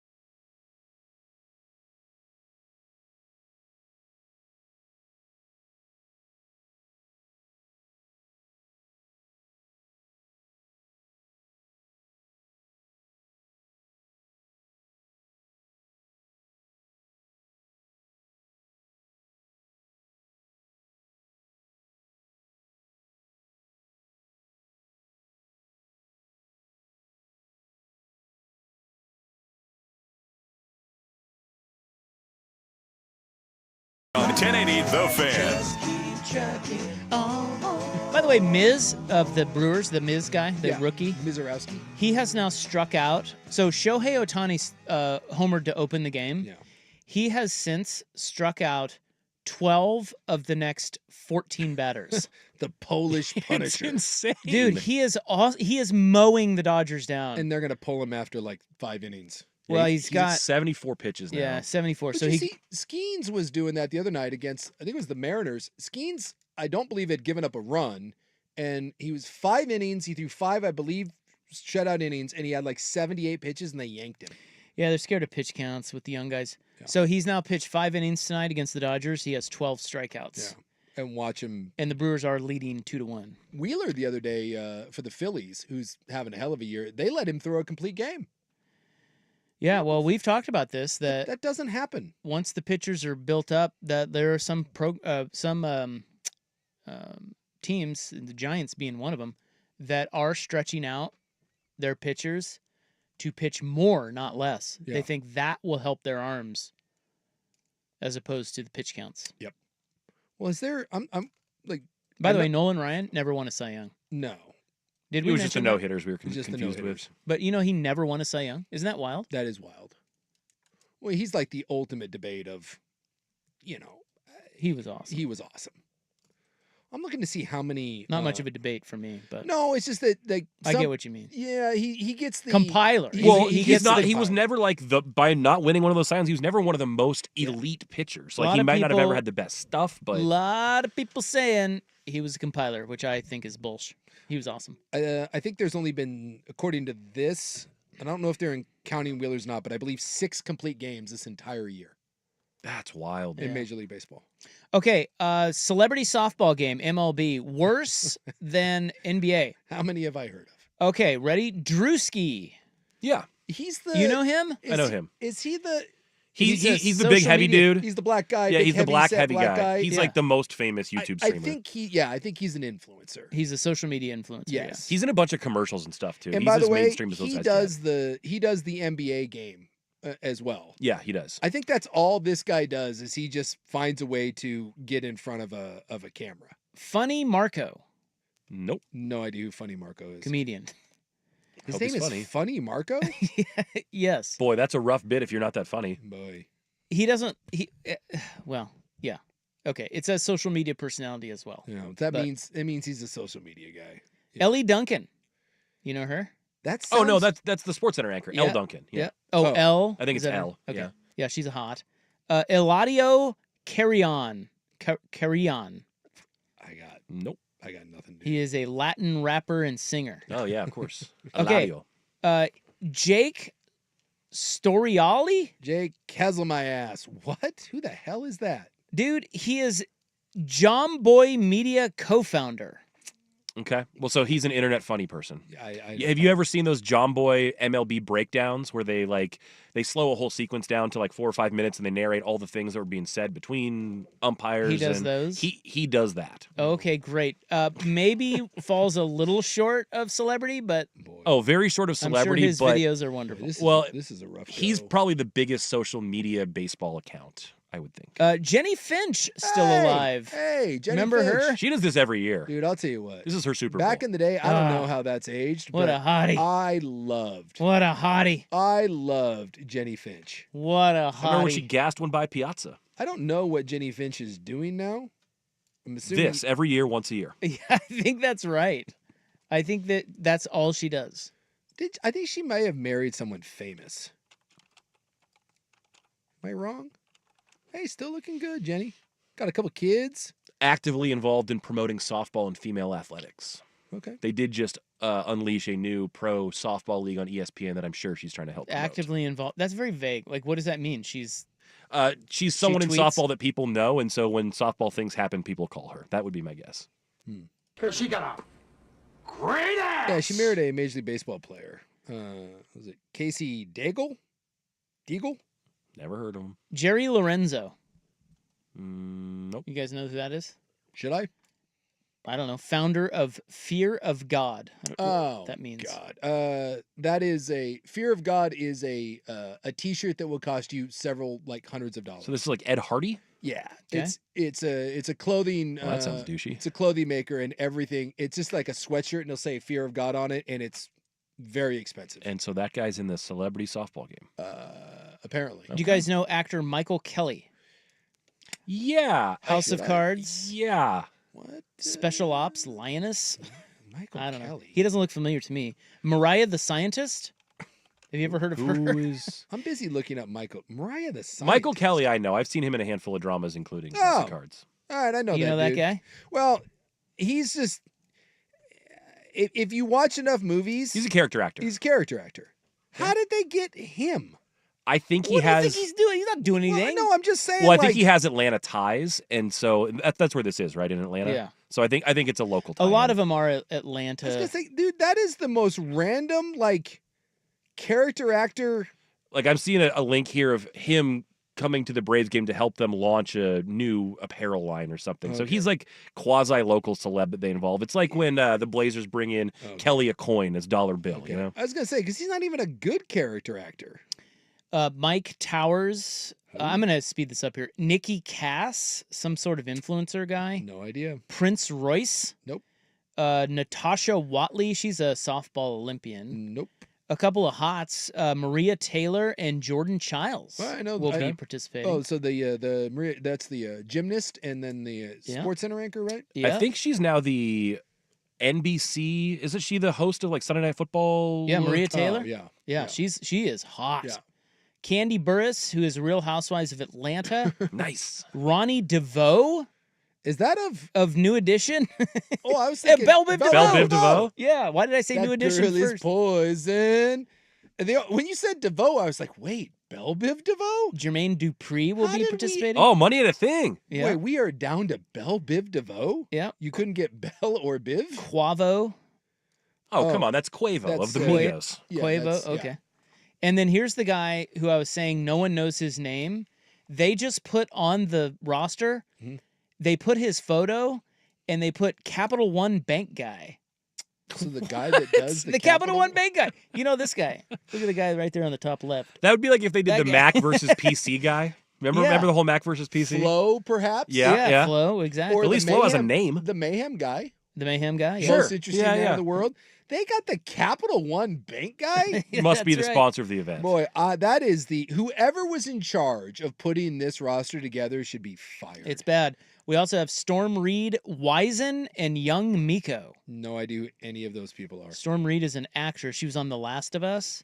Wizen is a Latin-winning, two-time Latin Grammy-winning rapper and singer. I watched The Last of Us. Who the hell is Storm Reed? And Young Miko is a Puerto Rican rapper. Love this Young is Miko. Storm Reed here. She must not have played a big role. I watched both seasons of The Last of Us, and have played the video game Storm Reed. Well, if you need to see all these hot celebrities in one place, the All-Star softball game is Saturday, July 12th in Atlanta. God, that's a bad lineup. So that's worse than the NBA. We owe the NBA celebrity. That game is an worse than the apology. NBA. Well, I tell you what, the female lineup is pretty good. You got Finch, Maria Taylor, Jordan Childs, Natasha Watley. I think I've heard of more of the females than I have the males. Elle Duncan, but dude. In fact, the only male that I've heard of is that Drewski guy, and the only reason I know Drewski is because he was in the basketball All-Star game. The founder of Fear of God. And was his name Michael Kelly? Michael Kelly. All right, coming tomorrow, the shortest day in history, and now you can stay in bed all day. 2 separate stories next on The Fan. Is there a drain causing problems for you? Did you try fixing it yourself, but now it's time to call a pro? Three Mountains Home Services is here to take care of your drains for you.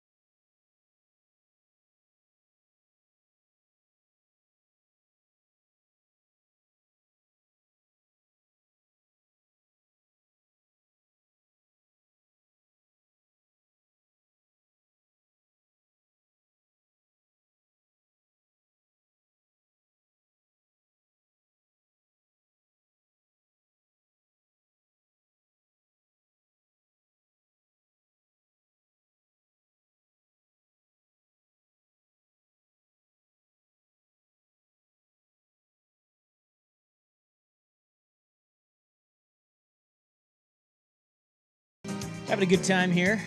We're watching the Brewers and Dodgers, which is a really good game. Yeah, it is.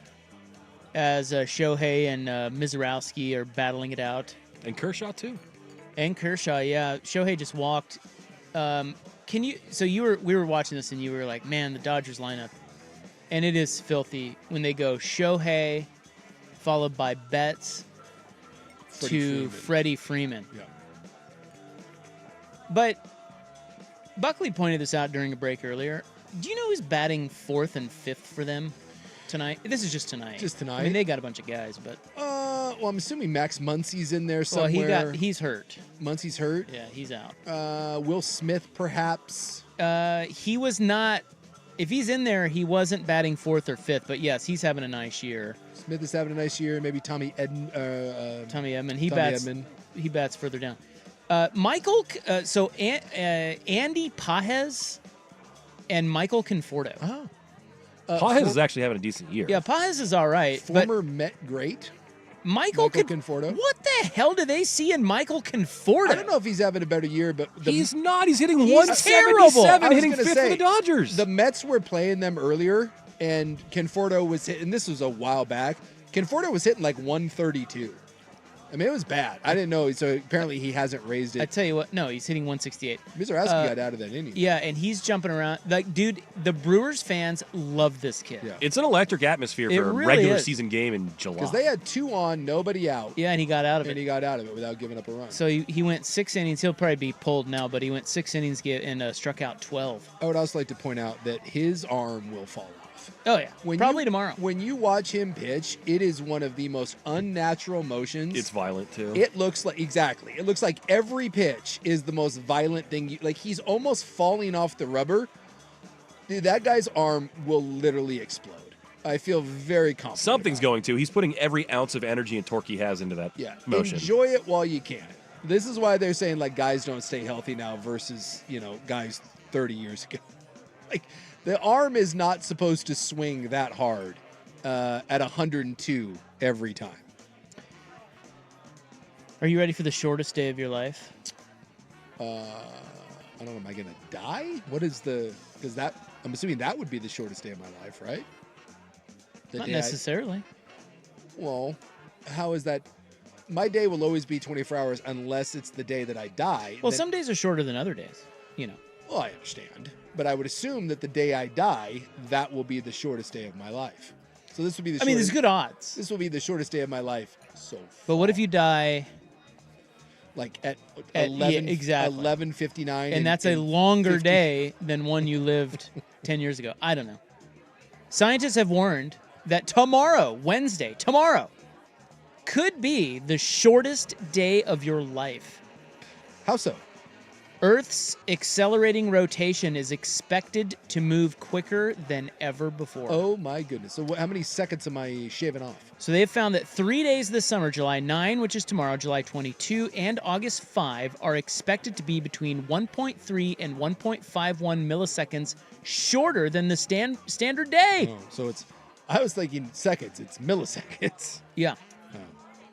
So a pretty big deal. Well, then I'm guessing that indeed the day I die the shortest day of my life. I thought you were saying that maybe it was going to be like 2 or 3 seconds difference. Thank you so much for sharing that. How do you even know that it's like milliseconds? This is because Earth's rotation has sped up in recent years, with scientists observing the phenomenon on atomic clocks. Is that bad? Should we be worried? I think that's good. That we're getting this thing over quicker? Well, I think it's amazing that they can track it down to the millisecond. I mean, like, that's the fact that that's they some nerd have stuff right there, I'm impressed. The fact that they have atomic clocks, because apparently that's what's incredibly accurate, and keep time that way. What? Yeah. What's an atomic clock? I think it's a bomb. Am I dumb? Well, don't answer that. I know you are dumb. I know I'm dumb. No, I don't. Am I dumb for not knowing what an atomic clock is? I am an ignorant boob? Yes. So I'm like, that's one of those. Is this like a tape measure that I should pretend to know what an atomic clock is? Because I think I've heard of an atomic clock.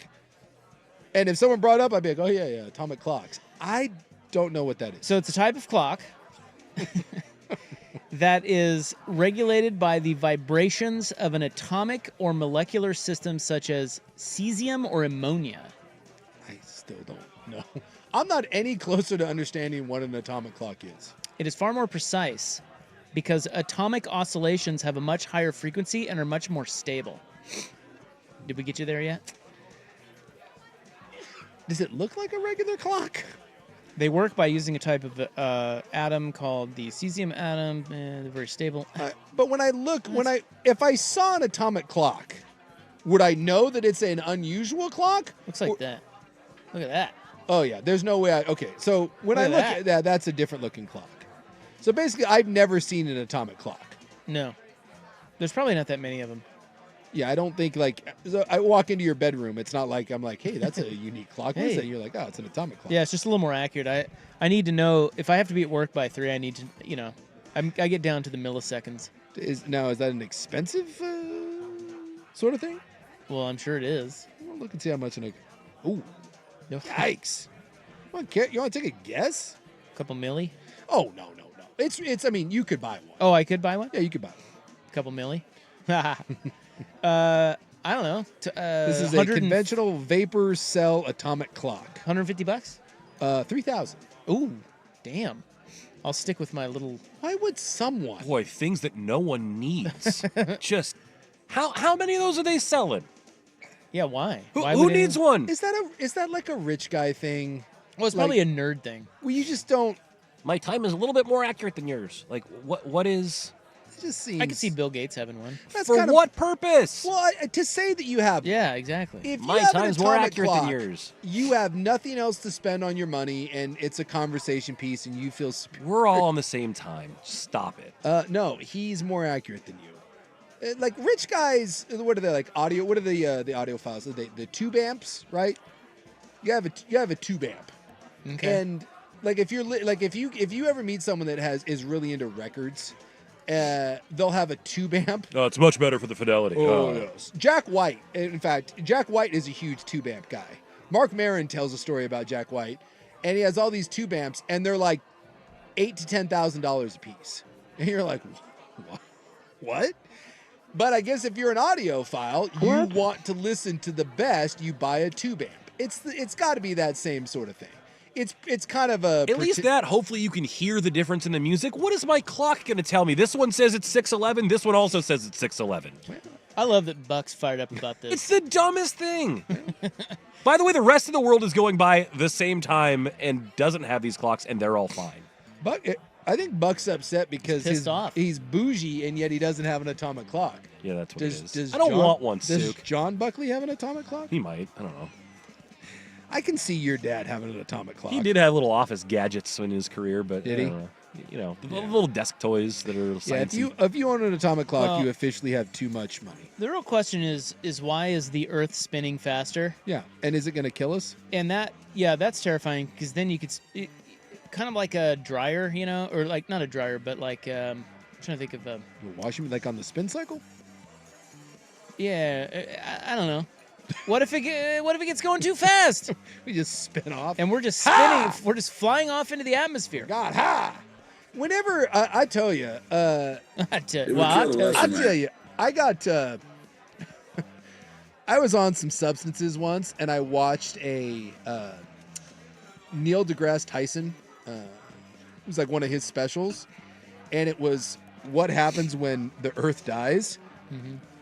Don't.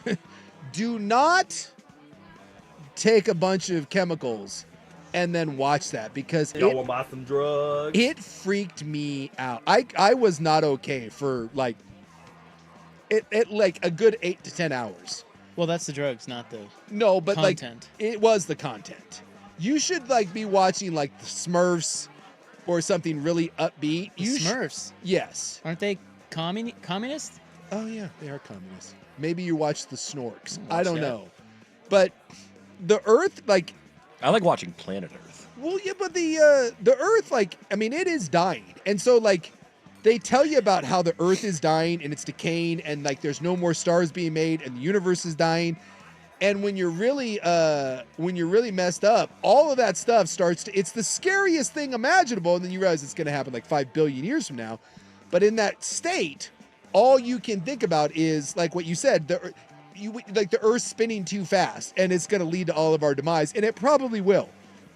And so he went through the whole thing about what happens when the Earth dies and then the universe dies and it implodes on itself. And it was literally the worst thing I've ever watched in my entire life. Well, we don't need to know that stuff anyway. No. We're not going to be around. No, we are not. Although somebody will be. Yeah, but who cares about them? Yeah. Well, it is weird. And that was the thing that I think was messing me up is you start to think in like very abstract way. And all I can think about is some poor bastards are going to be living on it because we're like, oh, that's a billion years from now. Well, in theory, someone is going to be around when the planet decides that it's had enough and the sun just goes poof and goes kaput. Well, that's assuming we don't have some mutually assured destruction before that, nuclear war and all that. Yeah, someone will survive. Someone will be around eventually when the sun goes bye-bye and the earth goes bye-bye. Would you... and it's kind of freaky. Would you want to... I mean, like, if I told you you're going to die... Yeah. One way or the other, would you want to be around for that? Like, that's like end of days. No, thank you. I don't want the world's collective panic. No. Yeah. Well, okay, so hold on here. There's some drawbacks. Yeah. No question. The purge and whatnot. Yeah, everyone will die. Yeah. But wouldn't you... Look, like I said, at least we're all in it together. You're going to die anyway, right? Yeah. Yeah, none of us are making it out of here. So is there value in dying the very last of the deaths? Sure. As opposed to dying tomorrow and, you miss out on all the cool stuff that happens after you die. All the cool stuff? Well, yeah. Look, life, the world. You're not wrong in that I've always said, like, if you're going to die, I would like to have a cool death, right? I don't want to die some sniveling coward, whatever. You die a sick old man in bed. Go out with your boots on. And I would say that the Earth exploding or being sucked into a black hole, yeah. It'd be kind of cool to see what that's like. Yeah. See what happens as we get sucked into the void. Yeah, and who knows what else is out there. Maybe we don't die. None of this sounds cool. You get to the event horizon and you're like, ah! And then you're in a black hole. I saw Interstellar. And there's Sandra Bullock. Yeah, maybe there's floating out there. Although that's George Clooney, but still. Yeah. Well, I don't know. I mean, if I'm going to go out, that might not be a bad way to do it. End of the world. Yes. Well, that's like the Superman, like Krypton blows. You're not going to miss anything. Yeah. It's over. Yeah, but you're discounting how upset everyone will be simultaneously and how miserable it'll be for everyone. Oh, that's a drawback. But what if it was sudden? What if nobody knew? I mean... Like if people weren't preparing for it, like the oncoming asteroid or whatever? Yeah. Sook just said it's like 5 gajillion years in the future. Yeah. What if it's tomorrow? Yeah. Like... Well, we don't want to die tomorrow, but you know what I mean. When it's your time to go, everyone else goes with you. Yeah. You're the end. That's it. Human history ends. Yeah, why not? That's perfect. That's a nice end. You ran it all the way up to the end. You saw the end of the movie. The little 5-year-olds are getting ripped off, but... yeah, you got to see the end credits. I'm with you. Like, you've convinced me. That's not a bad way. Let's go. Yeah, and you get to see what it's like. And then, and then there's that feeling right before you die of, oh, man, this is great. Are you sure about that? I'm not going to miss a thing. I think, though, when it's all ending like that, it's like a series of, like, because the Earth will go through, like, earthquakes and volcanoes and, like, the worst stuff imaginable. But if you could find a way to make it to the absolute end, last man standing, just, like, looking out over, like, the horizon as everything goes kaput, yeah. And for all these people saying that would be a slow event, where is your whimsy? Exactly. Put a little whimsy in it. I love that you consider this whimsy, the end of days. Well... I've always said... Well, it's going to happen. Exactly. Doesn't make it whimsical. One of my favorite... Kind of does. One of my favorite movie deaths of all time, the only good Star Wars movie since the original is Rogue One. And the Death Star is blowing up the planet. And the two main characters are on the planet, and they know that it's over. They see the Death Star firing down at them. And so the planet is literally exploding, and they can see the wave of planetary explosion coming towards them. And they hold each other on the beach, and they look out at it, and they're like, this is it. The planet is gone. It's exploding. They hold each other, and then everything just, it just, bright light, and it's over. And I'm like, dude, that's a kick-ass way to go. They died with the planet blowing up. I'm in. I'm with you. Buck, put some whimsy in your death. I'm out. Then I could report to all the aliens. Be racked with anxiety, be miserable every That's what I second. said. That's the walk-off of all walk-offs. Yes, it is. Exactly. Yeah, it's the end. All right, It's we over. agree on that, except for dumbass over there who wants to just die in a bed. Yeah. A boring old bed. Yeah, I do. Do you really? I don't know. I'm not saying that, but I also don't want to wait for the catastrophic event to experience with everyone. No, thank you. Yes, exactly. I do not want to die in my bed. Scared. I'm not saying that's what I want. I'm saying Thelma I and don't Louise- want what you're talking about. Thelma and Louise that bitch off a canyon somewhere and be like, I thought I could jump it. Do something fun. So tomorrow could be the shortest day of our lives. Only if you have that $3,000 clock. Exactly. Yeah, we won't really know unless we have... Get to going on buying that clock, Buck. All right, this man has built a bed on wheels so he never has to leave it. And I'm telling you, there are vids. You need to watch them. I'm looking for it right now. That's next on The Fan. Hey, it's Rob sticking around for Window Nation, where right now, if you need windows for your home, it is a great time to get them from Window Nation because, one, they're one of the best companies in the country to install windows, and they do have a local business here. So they like to say that they are locally based but nationally backed. They do have folks here who partner with Milgard in Portland to build top quality windows to their high standards, but made specifically for our climate. And two, they have a great deal. It'll save you big money this month. With 50% off all window styles, you will pay 0 interest for 5 years. So you will not pay a dime of interest until 2030, which is a long time to stretch your dollar. They have an A+ rating from the Better Business Bureau, and they have over 45,000 5-star reviews. So let's get you on the schedule. If you need windows for your home, you're going to save money long term with the energy efficiency. Your heating bills will go down. Everything is great. Life is the best. Book your free eco quote right now. 866-90-NATION. That's 866-90-NATION. You can also visit windownation.com. That's windownation.com. And please tell them you heard it from Rop on The Fan. The home of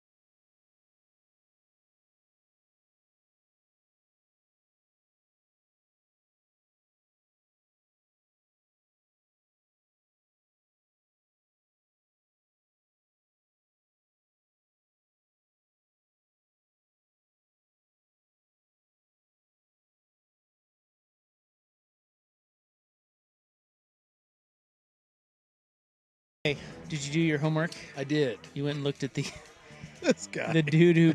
Okay, so this guy's from China. Yeah. And he built. He did a lot of dinners. He built a motorized bed Yeah. on wheels because then he never has to leave it. Fat piece of crap. He's lazy. Like, that's the laziest thing I've ever seen in my entire life. Yeah, I mean, it really does take the lazy cake. Yeah. It has wheels. It has joystick controls. It lets him lounge, wander, and even go up and down stairs. Well, it's got like tank treads on without getting up. Yes, dude, go look at the videos. He can It's go amazing. anywhere. Yeah, he can go anywhere. It's aquatic. He can go in water. It's limited, but also limitless. Yeah, dude. It can spin 360. And he's just laying there. He's just laying there, and like he's at a he's at a supermarket eating. Like, he's like sampling fruit at a supermarket, and and it can sit him up. I mean, that is. It's built with salvaged motors, battery packs, a sturdy frame, and a suspension that lets it handle bumpy terrain. He's essentially blended furniture design with electric vehicle engineering, and he's done it all with a sense of laid-back flair. Dude, it's crazy. That's what we're calling it. He's got flair. I guess. Well, it is kind of. Well, it's got something. I mean, look, I got something's on. It's the laziest piece of crap you will ever see in your entire life, and no one would ever. Like, this can't be a real thing that he does, but I feel like a lot of people. I don't know, man. There's a lot of lazy asses out there. Well, I guess for like the what is the my 600-pound life or whatever. For someone like that, I guess this would work, but this is probably the reason why you weigh 600 pounds. What if this were the main mode of transportation? And this is how we all got around. Just cruise If around. we're getting to work still in their jammies. Just wheel yourself out of bed. I mean, in theory, if you live close enough to work, right, you could. I mean, is this any different than people that drive around in rascals? You see those people like at the supermarket that don't really need the rascal, but they choose the rascal instead? Okay, as someone who now has a parent who is mobility challenged, yeah, the rascals are great. Yeah, I got my mom a rascal. Absolutely great. But there's a difference between the people that need a rascal because they're old, and then you see some other people, and I'm like, dude, are you... You know where you see that? Amusement parks.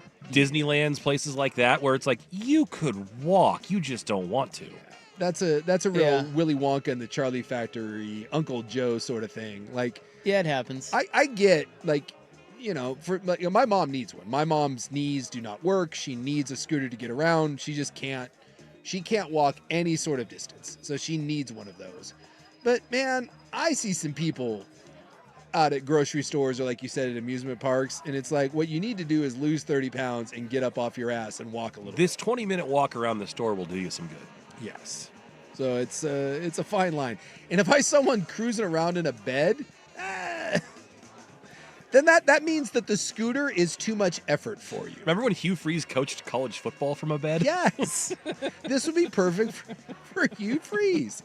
But I guess like I said, what a pioneer. If you're bedridden, right, and you literally can't get out of bed, this would give you some freedom, right? Yeah, this guy said he once hated getting up for school, and he imagined going places lying down.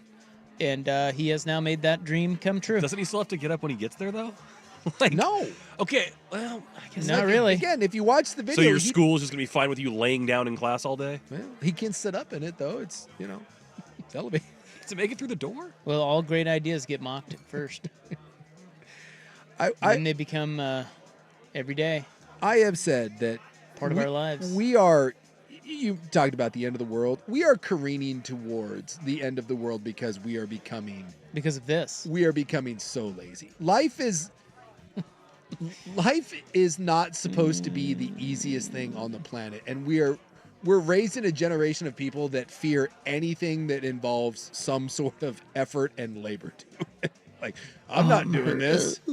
So I'm excited now that we're all going to be, our kids are going to be working in like manufacturing plants and picking fruit and vegetables. I'm sure it's going to go. Yeah, I heard today that we need 34 million people to work the farms, and we got the people here to do it. Certainly we will. I'm sure meet you out there. Sure, this is going to go over great. There is no harder work, by the way, than just landscaping. If you spend one day in your yard working, you will wake up the next day being like, I just did 12 rounds with Mike Tyson. Meatball used to work on a blueberry farm. Yeah. It was one of his first jobs. Oh, my God. Yeah, brutal, right? Brutal. Yeah. He needed this bed. Maybe if he wheeled around in this guy's bed, he could have picked the blueberries. There's a reason physical labor pays pretty well. It's hard. Yeah, it's legit. The bed. What do we know what this bed costs? Well, it's not. It's a one of one. It's a prototype. Yeah. I want to see it going to a sharper image catalog near you. Text line says they should start selling them at Bimart. Oh, hell yeah. By the way, I won at Bimart in honor of won? Dick. I went today. Lucky Number Tuesday. Yeah, Lucky Number Tuesday. I won today. Oh, my gosh. Oh, big Dick Mason smiling down. You know he is. Yeah. And I pointed when I got out of the. You know how players, when they hit a home run, they get to home plate, they point at the sky? Kissed your jewelry and did the same thing? Point to the sky. Right as I walked out the sliding doors after checking out, I pointed to the sky. That's beautiful. More importantly, what did you win? A mini flashlight. Hell yeah. You keeping Yeah, your car dude. now? And I got the Subaru? I got to pick my color, dude. Whoa! What'd you go with? Green. Wow. Color of money, bitch. Nice. What did you buy when you were at the Bimart? Well, I had to get a hose. They have great hoses there. Well, I mean, Bimart's known for their hoses. Leaps and bounds ahead of the other hose providers? Absolutely. Oh. Well, actually, it kind of is. Is it really? I have. Listen, here we go again with Bimart. I'm telling you, those hoses that they have in there. Well, I mean, you can get them other places, but they're cheaper at Bimart. Yeah, that's what. And they are the best hose. Dick was onto something. I don't know how much hosing you do, but at my house we have to manually hose everything. Yeah, we do too. We don't have sprinklers. So I really need good hoses, and I've been through a lot of different types. Now, is this the green Tradish or is this the heavier duty black hose? No, it's neither. Well, I'll have to go out and get it. I still have it in the car. Beautiful. Rob doesn't like the black hose. Oh dear. I also had to pick up some golf wiffle balls. Black Dome. That's a hell of a. And Weimar, you can buy them both. That's right. And you won a mini flashlight. And I got a mini. I mean, dude, that's a hell of a What run. a day. Greatest place on earth. Somewhere, wherever he's at, Dick is smiling. All right. Coming up next, this might be the look. We've talked about cruises here. Mm-hmm. We talked about Poop Cruise and the whole thing. I tell you what. I'm not a cruise guy. Probably will never go on one. Mm-hmm. But this might be something I'd be interested in. And it involves a cruise. Wow. Yeah. I tell you what. I am fascinated. When by I tell you this next story, Must be quite the offering. I find it interesting. Okay. An interesting idea. Right. And we will get to that next. But first, here's Buck. Now, from the George McCoy at Warren Allen Sports Desk, a Sports Center update on 1080 The Fan. Ryan Buckley with this Sports Center update. First on the Fan, the Mariners starting their final road trip of the first half. They are opening a 3-game set in the Bronx against the Yankees. Things were tight early on, tied in the 5th. The Yankees have exploded for 5 runs in the bottom of the 6th that included a Giancarlo Stanton home run. It is now 6-0 in favor of the Pinstripes. Meanwhile, the home run derby next week includes Mariners slugger Cal Raleigh. Pirates slugger O'Neill Cruz has accepted an invitation to the competition today. It'll now be Cruz, Cal Raleigh, Ronald Acuna, James Wood, and Byron Buxton. Still looking for others to fill out the field. No Pete Alonso, Kyle Schwarber, Bobby Witt, or Teoscar Hernandez. Out on the gridiron, Dan Lanning and the Ducks secure a commitment from 4-star athlete Jalen Lott out of Panther Creek, Texas. He projects as a wide receiver for the Ducks and chose Oregon over Texas, Georgia, LSU, and USC. More sports scores and stories in 30 minutes. Ryan Buckley, the George McCoy at Warren Allen Sports Desk. Hurt and missing work? Insurance companies acting like jerks? Don't call your mom. Call George McCoy. He's at warrenallen.com. This is your home for year-round NFL coverage. The Odyssey app and Portland's sports leader.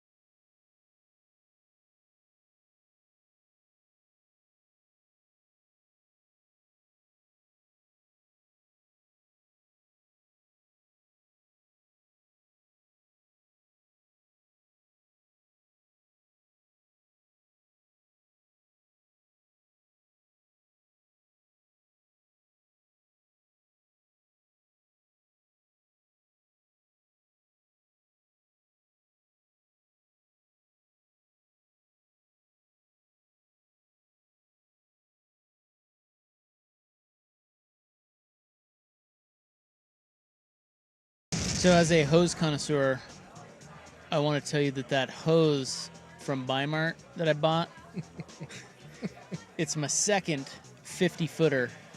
It is the Technor 0G garden hose. That sounds fancy. It's the Technor Apex 0G. So it's the Apex and there are no Gs? Oh, this is one of those expandable hoses. Yeah, it's the future of advanced hose design. It says it right there on the box. You can't beat that. And I'm telling you, I'm telling you, that hose is good. That's a good hose. I'm a hose guy, and that's a good hose. Rob knows his hose. I know my hose. Okay, so the cruise story I was talking about. Now, none of us here are big cruise guys, although I have a tendency to lean bougie. And so this guy says, hey, do a Viking cruise in Europe. Only 130 people, beer and wine included, putting greens on the deck, nobody under 18. Now, that's my kind of cruise. I've heard those are delightful for people with money who want to chill time. Right? They're supposed to be amazing. Yeah. So there are differences in cruises, but generally speaking, the idea of the cruise doesn't appeal to me. Particularly, the big... Yeah, the big carnival lines. I mean, all that stuff. Come on. Every time I see a video of one of those, I can't think of a place that I would rather be less. Yeah, it's just... I don't know. I think it's that... Again, I think you've got basically... How many people are on those cruise ships? Thousands. Well, how many? It depends on the ship. 3,000? As many as 4,000? 10,000, but sometimes way, way less. I think it's a collection of the 3,000 cheapest people on Earth. Because I think that's the only reason to go on it, is to save money. Seriously, dude, if you're balling on a budget, a cruise is a good way to go. We did it in college on spring break because it was like all you can, right? Like all the Exactly. food, all the beverages. We snuck on some booze and The big ones, like the big carnivals, you're in between 3,000 and 6,000 people. But I just think that's the only reason people go. It's like a good bang for the buck, which I totally get. I'm not. Yeah. I'm just saying, like when I go on vacation, I like to do it a little different. Sure. I think we paid $700 or $800 to go for a week in Mexico to 4 different places, leaving from a port in LA. Yeah. And I get that. Dude, college, I wish I would have gone. Maybe I'd be cruise guy now if I did. It would have got its hooks in me back then. But it's just not my thing. And I understand that if you don't have, if you're someone on a budget or whatever, then yeah, I mean, I get it because not everyone can afford to. Well, right. Yeah. So anyway, this lady is inspiring me though. Her name is Sharon Lane, and she's got the booth that you would think on her head. Sure. Is that what they call it? The booth? Yeah. The old lady hair? Mm-hmm. You know what I mean? I do know what you mean. The old ladies only have one haircut. Yeah. I mean, come on. Yeah, they do. Yeah. It's like Richard Simmons. do that. We're aware of that. And it's because they only have one stylist in the senior home. Well, and I think that style is the one that kind of hides the thinning, balding old lady hair. I think it's also the easiest to maintain. Sure. Well, she is a retiree from California, and she has set sail and has lived on a cruise ship for 15 years. Yeah. Is this so? I have seen this before where there are people that as you get older that have found that it's cheaper to basically live on a cruise ship than in a retirement home. That's what she said. Yeah. And now that is an interesting idea to me. Yes. Because you still have medical care. Mm-hmm. There's a doctor on board. You have people doing everything for you. Don't have to clean. You don't have to cook. Nope. Those are the two big things a lot of olds have trouble with, you know. You have all kinds of activities. Yep. And you get to go to hundreds and hundreds of places to see. And all your basic needs are right there. I read a thing a while back where it was a couple that did this, and they calculated the cost, and they said that the way it works for them is a couple weeks out of the year they have to stay like in an extended stay America because they're like in between cruises. But for the most part, they spend 48 weeks, 50 weeks of the year on a cruise ship. She says, okay, so this is Villa. They have different ones. Sure. This one is actually designed for this type of thing. Okay. Oh, so now they're making it like where you can do this. You pay $130,000 one-time fee. Sure. And then from there, for a solo traveler, it's only $3,000 a month. She's been on there for 15 years. Okay. So do the math. Yeah. I mean, that's still. I mean, for some people, that's still going to be a steep thing. But if you know. But have you looked into senior homes at all? Yeah, they're expensive. Because I have. Yeah. They're freaking. They are ridiculous. Some of them do require not $130,000, but they'll require it depending on how nice they are, or bougie they are, $50,000, $100,000. Yep. Some of them, hell, that new, have you seen that new one in downtown Vancouver, right there on the waterfront? Yes. It's called Vancouver's becoming a hotbed for oh my God, old folks' homes. It's called it's right on the water. Is it the Touchmark one? No, the Springs. Springs. Go in and take a tour of that place just for the hell of it. Yeah. It's insane. I want to live there. Yeah. She said, I was looking for my parents. Yeah. She said, "Oh, you got to be 62 to live here." I'm counting down the days. I had 12 years and I'm going there. And how much is it? It's freaking awesome. Yeah, I'll bet you. Oh, well, it depends. There's varying levels, but you pay if you want to get in there for life. Yeah. It's like $300,000 or something. It's really expensive. It's crazy. So 130 down and $3,000 a month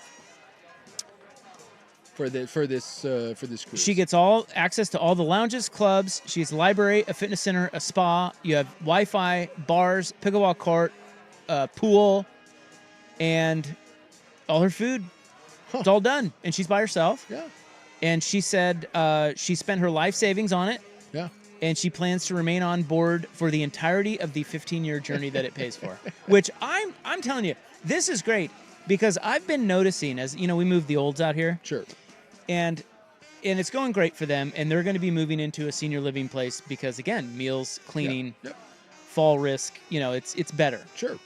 But after going through that whole process of viewing all these places and seeing all the money, and most of the really, really nice ones are all full anyway. Yeah. And you can't afford the really nice ones. At least we couldn't. Right. It's interesting to me that because they're staying in an Airbnb right now, that generation has a lot of stuff. They had their home, that was their big thing, and they have a bunch of stuff in it. I feel like as we get into our generation and certainly the younger generations, that's going to be changing. We're going to have less stuff because you have Airbnbs now where they're staying in this place and they're like, "Oh, this is great," because it's all furnished, everything's in there for you. Yeah. And so I feel like as you get older, or as we get older and the youngs get older, we're going to morph. We're going to have less things piled up, and we're just it's just simpler to rent somebody else's stuff. Sure. It just works it's way easier. Yeah, and not have to deal with any of it. So why not do something like this? That's awesome. I mean, I know this has been a thing that people have done, but it sounds like now cruises are, and my guess is there'll be more and more of these that are catered to this, as more and more people figure out if you saved up a couple $100,000, and you think how much time do I have left, and you budget it correctly. I mean, you said she's got. Well, if you're talking your retirement, first of all, don't overlook this fact. She will visit 425 destinations in 147 countries. Over the 15 years? Yes. Oh, actually, no. Sorry. That's a 3.5-year cycle. You better hope, by the way, you die at the end of this. Otherwise, you run through your money, you're like, hell. Well, but that's any retirement. That's any retirement living. Anytime, yeah. They're all like that. It's like people outlive their money all the time. So it will cost her to live on that 15 years. With, you said 130 down? 130 down. So it will cost her $670,000 to do this for 15 years. Yeah. Okay. Well, her whole catalyst is she said it was easier than living in California. But here's the thing. Yeah, exactly. She says it's cheaper. She did the math. She says it's cheaper than living in California. Yeah. Add on top of that number, so $670,000 seems like a lot, but 15 years of retirement. Yeah, a lot of people have that retirement money in retirement savings or 401k or whatever. Yes. You visit 425 destinations in 147 countries, and all your meals and cleaning, everything is paid for. And exercise and pampering. Dude, look, you could sign me up. You could 100% convince me to do that. You could do a lot worse. Well, and it's one thing too. Like I mean, if you don't have a lot of family, like if you got grandkids or whatever, if you have a big social network, that may be a downside to it. But if you're someone that doesn't have anything, you're pulling a whole Jack Reacher sort of lifestyle. Why the hell not? Let's go. Or you want to get away from all your family. That's another. You're like, screw you guys. Well, they say one of the biggest things about getting old is sitting around waiting to die. And this isn't sitting around waiting to die. This is off doing something. And even if it is, it's sitting around waiting to die in cool places. That is true. Here's a guy who says, I deliver to the Springs, dude. It is stupid. Yeah. They have valet parking. Dude, they have a restaurant. Well, I don't want to do a whole ad for the Springs. Which you're about to. But, dude, if you have a bunch of money, that's where you go. That's where you should retire. Yeah. It's awesome. When my mom had a bunch of health problems a number of years ago, and we looked at putting her, she needed like more than assisted living. She needed like kind of round-the-clock care. The cost of that stuff is just, it's outrageous. Yeah, it's crazy. And in order for insurance to pick it up, they basically make you go bankrupt before they'll kick Yeah, they in. squeeze. They like wring you dry first, and then like, Yes. oh, And then they're now like, we can you help. can stay here. Yes. You're good. Once you've used up every dollar you have, then they're like, okay. You're out of cash? I think we can get you now. Yeah. It's sad. All right. We will wrap it up next on The Fan. Thanks to our fan listeners for making the 11th annual Fan Golf Classic at Langdon.